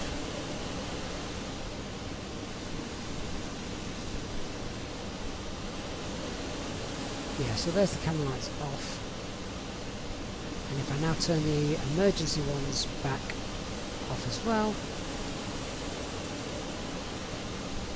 is that now dark in there?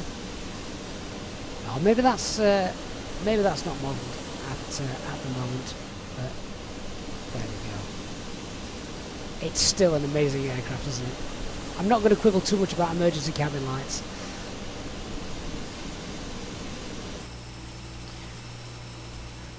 Right guys, welcome to Bergen. Hope you've enjoyed the flight with me today. That's my only live stream for today, I'm afraid. Hope you've enjoyed it. Please do leave a like on your way out if you have enjoyed it, and of course we will be back tomorrow night once again in the Fenix aircraft. I'm really hoping that it's not long now before you guys get to fly and experience the beauty of this aircraft for yourselves. Thank you so much to those of you who have donated and contributed to the stream during our flight today. To the EasyJet Simpilot channel members, as always, thank you so much for your contribution. I'll be around on Discord as well if anybody's got any questions. Join our Discord link, and I will see you all again very, very soon. Hope to catch you tomorrow night. Goodbye, everyone. Have a great Thursday.